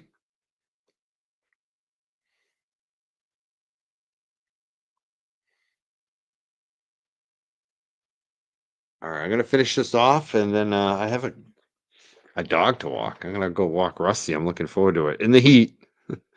I love Rusty though. It's gonna be a fun walk. So let's finish this off. And Joelle, we did answer this question. July 7th, 2 p.m. Norfolk Superior Court. Yeah. So thank you, 650 Joelle. High Street in Dedham. There you go. For And the ladies. yeah, and people don't, the first timers, if you're first coming there, there's a big parking lot behind the Registry of Deeds. You could park for free there. So Laura says, what about Turtle Boy Judge seeing the crowds cheer for him? Turtle Boy on his show yesterday said when he was coming out of court and he turned around and saw the judge that just dismissed some of the charges against him. And he looked at Judge him Doolin, as he was yeah. sharing Doolin. Yeah. What do you think about that? Do you think that helps at all? Do you think the judge feels that it gets it, or the judge kind of Judge not care Doolin's about public judge, opinion? he's immune to that. Judge Doolin is a great guy. He's a great judge. I've known him for 30 years. A lot of respect for him. Like I said, doesn't mean I agree with him on the First Amendment stuff that he wrote up in the dismissal memorandum. But yeah, we're happy to have him on the case, but we don't agree on everything, and we're gonna try to push him in the right direction as far as this discovery goes. We have a few moves up our sleeve coming up that will reveal themselves soon, and we will we'll get to that very shortly. This is a great question right here from Marie. She wants to know, there's a rumor, I guess, going around saying Brennan is going to take over for Cosgrove. Do you think that could happen? Is that a possibility, or is there any indication of it? Does Cosgrove seem like he's going to be there for good? I don't know. I did hear that rumor. Bring it on. Whatever they want to do. I don't know if he would really be up for that again. It's up to him. Whoever's in that seat is going to get dealt with the same way that Cosgrove is or Mello is, and we're going to take it one day at a time. It'll certainly be interesting. I hope he doesn't serve him with 5 million motions in limine through the case. That'd be a bummer. That was ridiculous. And the jury saw that. The jury, Juror mentioned it today on Howie Carr. Mm-hmm. Like how it was ridiculous, especially against Dr. Russell. And she specifically even mentioned when she, when Hank Brennan did that insulting, is your memory failing? You're elderly, so that stuff didn't work. Like I just, all the cutting off and just, over and over again, asking the badgering of witnesses. None of it worked. Yeah. None of it. No, I think it's probably the most difficult thing a trial lawyer does is cross-examine an expert, because you're trying to go into their house and rearrange their furniture. It's a very difficult thing to do. He definitely did not do a good job, I felt like, and it seemed like he turned off the jury. Yes. I mean, you've done some crosses recently on some witnesses that we've gotten to view. I wanted to talk about the misdemeanor case a little bit against Turtle Boy that you had dismissed.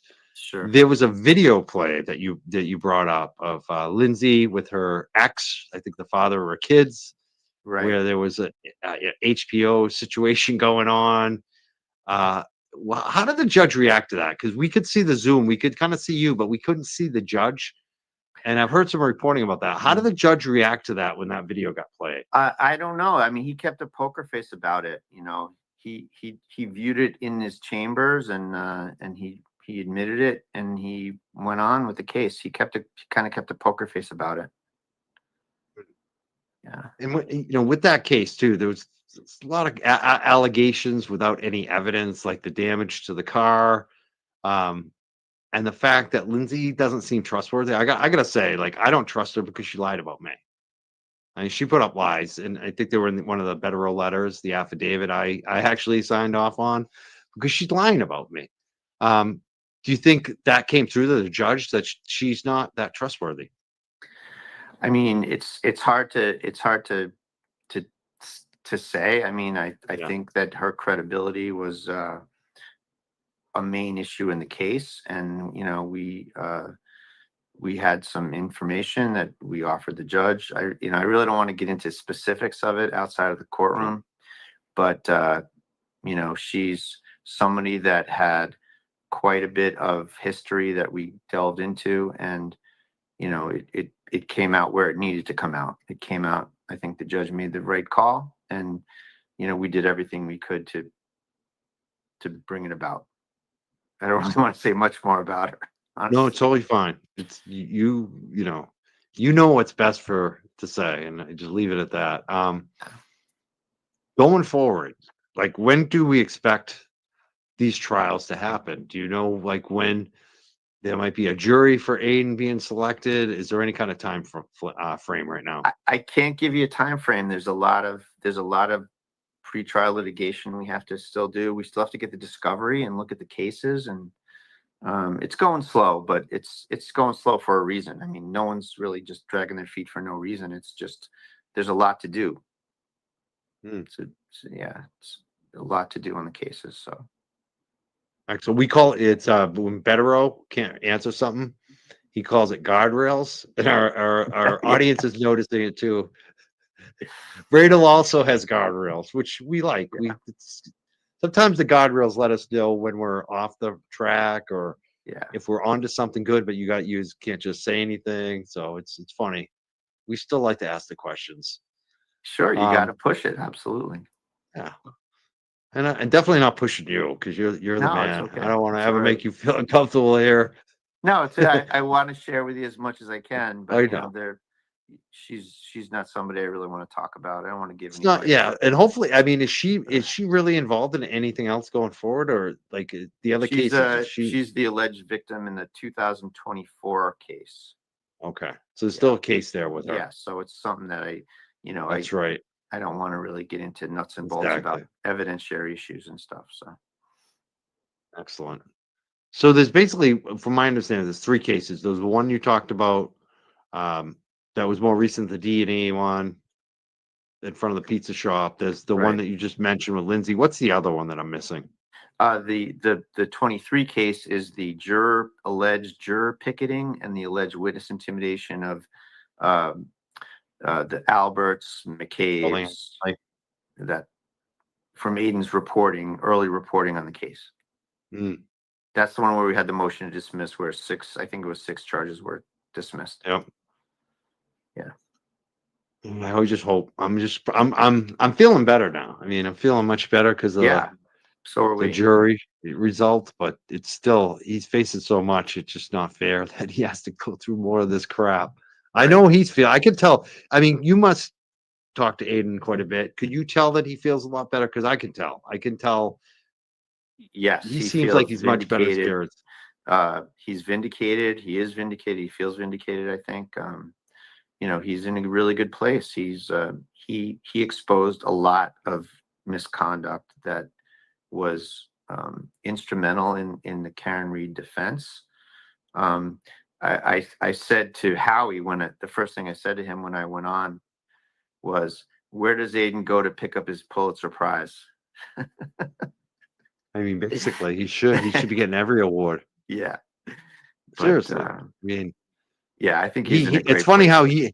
how because he used to give it, back to people a little bit, saying he's the award winning because he won some poll. He's won a couple of polls and Worcester, but he truly is the award winning. Like the guy's broken so many big stories. It's just he doesn't even need an award. That's the funny. An award for it. He did it. He did all the great stuff. Who cares? We should be named. You know what we should do? We should create an award called the Turtle Boy Journalism Award, and he should give it out to other journalists because he's like the top journalist now. You know what I mean? Like it should be like, I think it's Edward R. Morrow Award because that was a big broadcaster. He gives out. They give out he's not around anymore, but they give out awards at his name.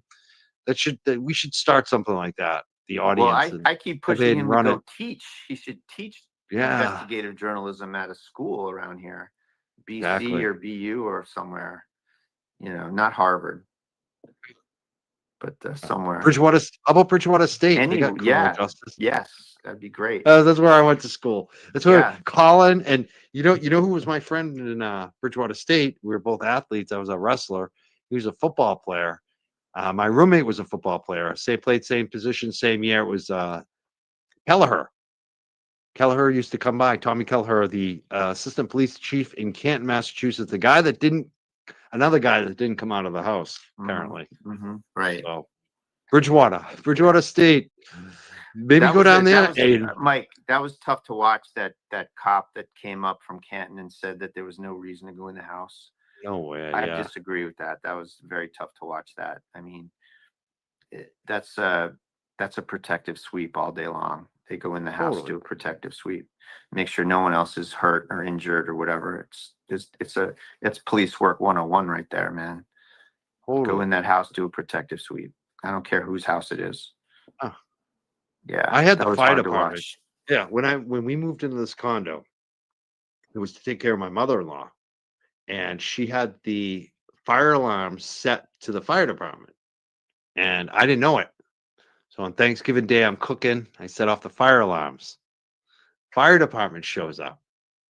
I answer the door. All the smoke's gone. I, got the fans going. Turn off the stove. Everything's fine. There wasn't even a fire. It was just a little smoky. But by that time they got there, nothing was going on. I greeted them at the door. I was all embarrassed. Thanksgiving Day. I'm so sorry you have to come on Thanksgiving. I didn't know these smoke detectors were, can I turn them off? Can I cut the wire? That's what I ended up doing. So we don't have that issue anymore. But anyways, the guys at the door, the fire department says, hey, now that we're here, can we come in and look around? No Yeah. crime, no body in the front lawn, Right. no law broken, just a smoke detector going off. Right. Guess what I said? Yeah, come on in. This is my bedroom. Well, you know what? upstairs. They probably could have pushed you aside and said, yeah. we're looking around. Yeah, we want to see if you're If growing it's- some weed if- in there, Mr. Crawford. That's what I think Well, they were no, looking for. see, I no, think they were they looking can't for say like that. a legal They- marijuana grow or Yeah. something. They can't say they can't say we want to look for evidence. They can say we want to make sure everyone's safe. Everyone's safe. That's Yeah. exactly what it was. Yeah. That's Yeah. exactly what they said. Yeah. We want to make sure everyone's Yeah. safe. And I said, Yeah. absolutely. Come on in. Take a look. Yeah. You can look Right. through every room. I feel bad you guys came out here on Thanksgiving. Yeah. But You if want some they turkey? see- It's almost done. You want some turkey? if they see your weed growing operation when they do that, then Then that's they make the plain bust. view, and then Yeah. they got you. Yeah. So they could have done that. Yeah. But I didn't have any, I don't break the law, like anything I do would be legal. I Now would it is never think legal anyway. otherwise. Yeah. Even now it's legal. You can grow a few. You just got to follow the regs. Yeah. But it's just funny. It's just so funny how I look back. That's my reference to not Yeah. even the cops knocking at the door, the fire department. Yeah. And I did what any normal person would do with nothing to hide. Come on in. It's Thanksgiving. I don't want you guys to have to, Yeah. just come in. Just take a look. Yeah. And the law gives police the right to do a protective sweep if there's a reasonable belief that someone could have been harmed in the house. It's a very low threshold. Very low threshold. And and if they had just asked, like the fire department asked me, then they would have had a response. And the Yeah. response either would have been come like I did. Come on, come look. You want to see this? The cellar doors there. Here's the attic. Let's go walk around. Follow me around. Or no, you can't come in. And then they go get the warrant, or they say no. Anyways, we have to come in anyways. It's a safety issue, right? Right. mean- They'll push you right aside and say, we need to Yeah. make sure everyone's safe in here. Sorry. Get out of the way. Mm. And they're entitled to look anywhere that a person's body could be. There you You go. can't look in the kitchen cabinets on a protective sweep, but you can look in the closet. You can look in the basement, the attic, the rooms. Absolutely. Funny how all the things they didn't do. Yeah. Nobody likes to be a second guesser, but this case is so ripe for that. Just, Oh yeah, it was. Yeah. I mean, Well, that's it landed what where kept it going. should be. I like to say it landed where it needed to land. Thank God it did. I'm feeling so good about it. I'm feeling good about Aiden now. I'm gonna make sure that goes forward. Do you have any final thoughts that you want to share? Anything you want to make sure we're aware of, or any wrap up tonight? No, we're just really looking forward to moving ahead with a lot of energy for Aiden and protecting him, protecting the First Amendment. And we love everyone's support. We appreciate everyone's support. And we're about to really get back into it now. So it's time. Excellent. I also wanted to, even though I said the wrap up, I want to ask about the Ducks with Rich Schiffer. What was it like representing Rich Schiffer? Yeah, Rich is great. Rich lets me talk about his case all the time. He doesn't mind me talking about his case. If they only devoted the resources to John O'Keefe that they've devoted to trying to get Rich Schiffer for rubber ducks, I think the O'Keefe case would have been okay, would have been resolved much faster, and they would have probably gone in a different direction and things would have been different. They did search warrants. They checked the black box in his car. They did so much on that case. Pulling cameras. Yeah, and surveillance. We got that thing. Judge Walsh and Stoughton dismissed. We got that dismissed in 2 seconds. They did like 37 pages of police reports. It's just shocking. I mean, I wonder how long it took. You can't them blame to the MSP for that one, though. That was no, it's Stoughton Canton Police. not Stoughton. Canton PD, Yeah, sorry. that. Yeah. Yeah, I think Stoughton helped on it, didn't they? They show up for the search or whatever, but it was the Canton Police who wrote the police report, and that Canton police officer who wrote the report had like 3 or 4 pages transcribing the interview I did with Rich on the sidewalk, which I like. When I read it, I was like, geez, I wonder how much time just alone to transcribe that. I just and then had the to be an rubber hour or duck two. ladies and the internet ladies who would say, an offhand comment on the internet, all these people all of a sudden are up on charges. We got 4 of them off. We got Rich off. We got the gentleman from Everett off. So Is there anyone that's still hemmed up? Is there anyone still facing that kind of crap with the Ducks or anything like that? Good question. I don't think so. We got all of our people out of it, so thank God. You're a hero. Next Love is Aiden. Let's get Aiden out of it. Right. So, and a lot of those people too. I don't know about Rich, but I just some of the other people. Like I know there's a woman I know who lived in Gloucester, who Yuri went and visited. He drove up to interrogate her and gave her crap about her being in recovery. He was really nasty to her. I just wonder about like some of the stuff that's going on. Is there any recourse for any of these people? Because I feel like they've been bullied. And it's tough. It's really, most people at the time will, when they're in the middle of it, they'll say, I'm going to sue these people. And then when it's over, they realize the practical realities of it. And often they won't bother. And the cops know this, it's not a great situation for a lawsuit. If it's just a situation where you got scared by them, they filed charges, your lawyer gets rid of the charges. It's not a huge lawsuit in that context. You didn't spend a decade in jail. Yeah. So they usually just want to walk away and forget about it. They don't want to relive it. Yeah. I just hate that they did that to so many people. It was just terrible. Yeah, they did to a lot of people, and the charges didn't go anywhere, thank God. And it seemed to me from like that woman and some other people I spoke to, it seemed like in almost every case, and for me too, when KP was threatening me, it all felt like the only reason they were coming after us is because they wanted us to turn around and say, oh, Aiden told us to do it. Yeah. They wanted us to be like stitches on Aiden, even though Aiden didn't tell us to do it. I got that impression. Like I didn't do anything, so there's nothing to tell me to do, period. But Aiden's never told me to do anything. Aiden is like wicked cool. Like he's not like he doesn't tell people what to do. He's not like no. So I just did you see that in all these cases, or is that just I agree with that impression that it looked to me like they were trying to get people to rat out Aiden for no reason when he didn't do anything. Yeah. That's so funny because everyone that had that happen to them told me, like, I told him Aiden didn't tell me to do shit. Like, I don't Right. talk to Aiden. Aiden doesn't talk to me. That Aiden was a doesn't talk to continuing theme. 15,000 followers. You know what I Right. mean? Like, Right. it's crazy. Absolutely. Yeah. Excellent. Well, I appreciate you being here. You've answered a Mike, lot it's of good great to be questions here, for man. us. Thank you. It's Yeah. always great talking to you. I'd be happy to come back anytime. You're terrific, and you do a great job, and you're performing such a service and such an important job, speaking up to these people. So I we love appreciate you, that, buddy. Attorney Bradle. I appreciate that big time. I do have one more question. This is the one Sure. about the civil suit. Do you know that they want to know what you think about the civil trial against Karen, the dispositions that will be required of the McAlberts? Would that help Aiden, do you think? Possibly. Oh, the depositions. Yeah, I think so.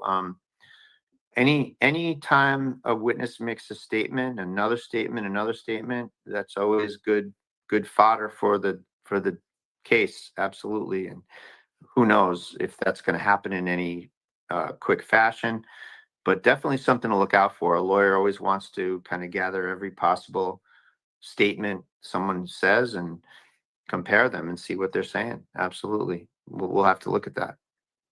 Awesome. I'm looking forward to that. So again, sometimes be careful with what you wish for. You know what I mean? Like, they're pushing for these civil suits and may be helpful to Aiden in the end, you know?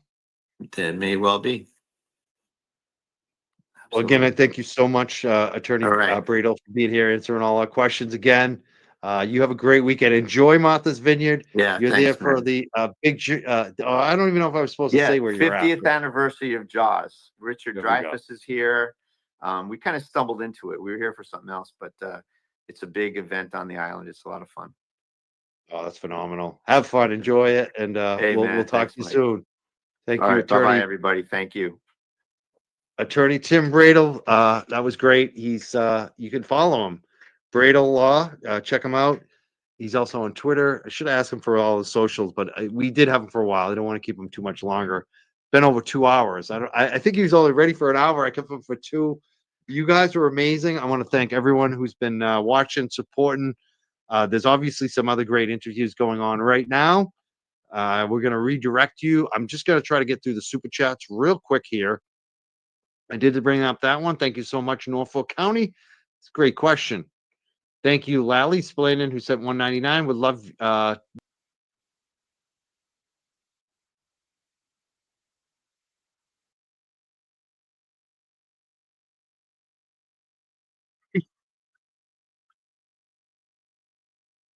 Mike was a little loud for that show. I just turned it down a little bit. I've had so many issues, technical issues this year with the mics, the new mic, the old mic, the new computer, and now StreamYard. But we just keep chugging. It's not about perfection. It's about just getting the info out. And I love you all because that's what you care about. You're here for the info and the interviews that we get.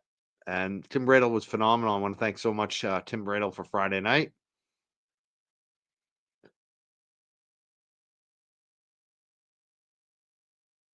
And I guess there's more interviews coming up tonight. My audio isn't muted right now, right? I'm good.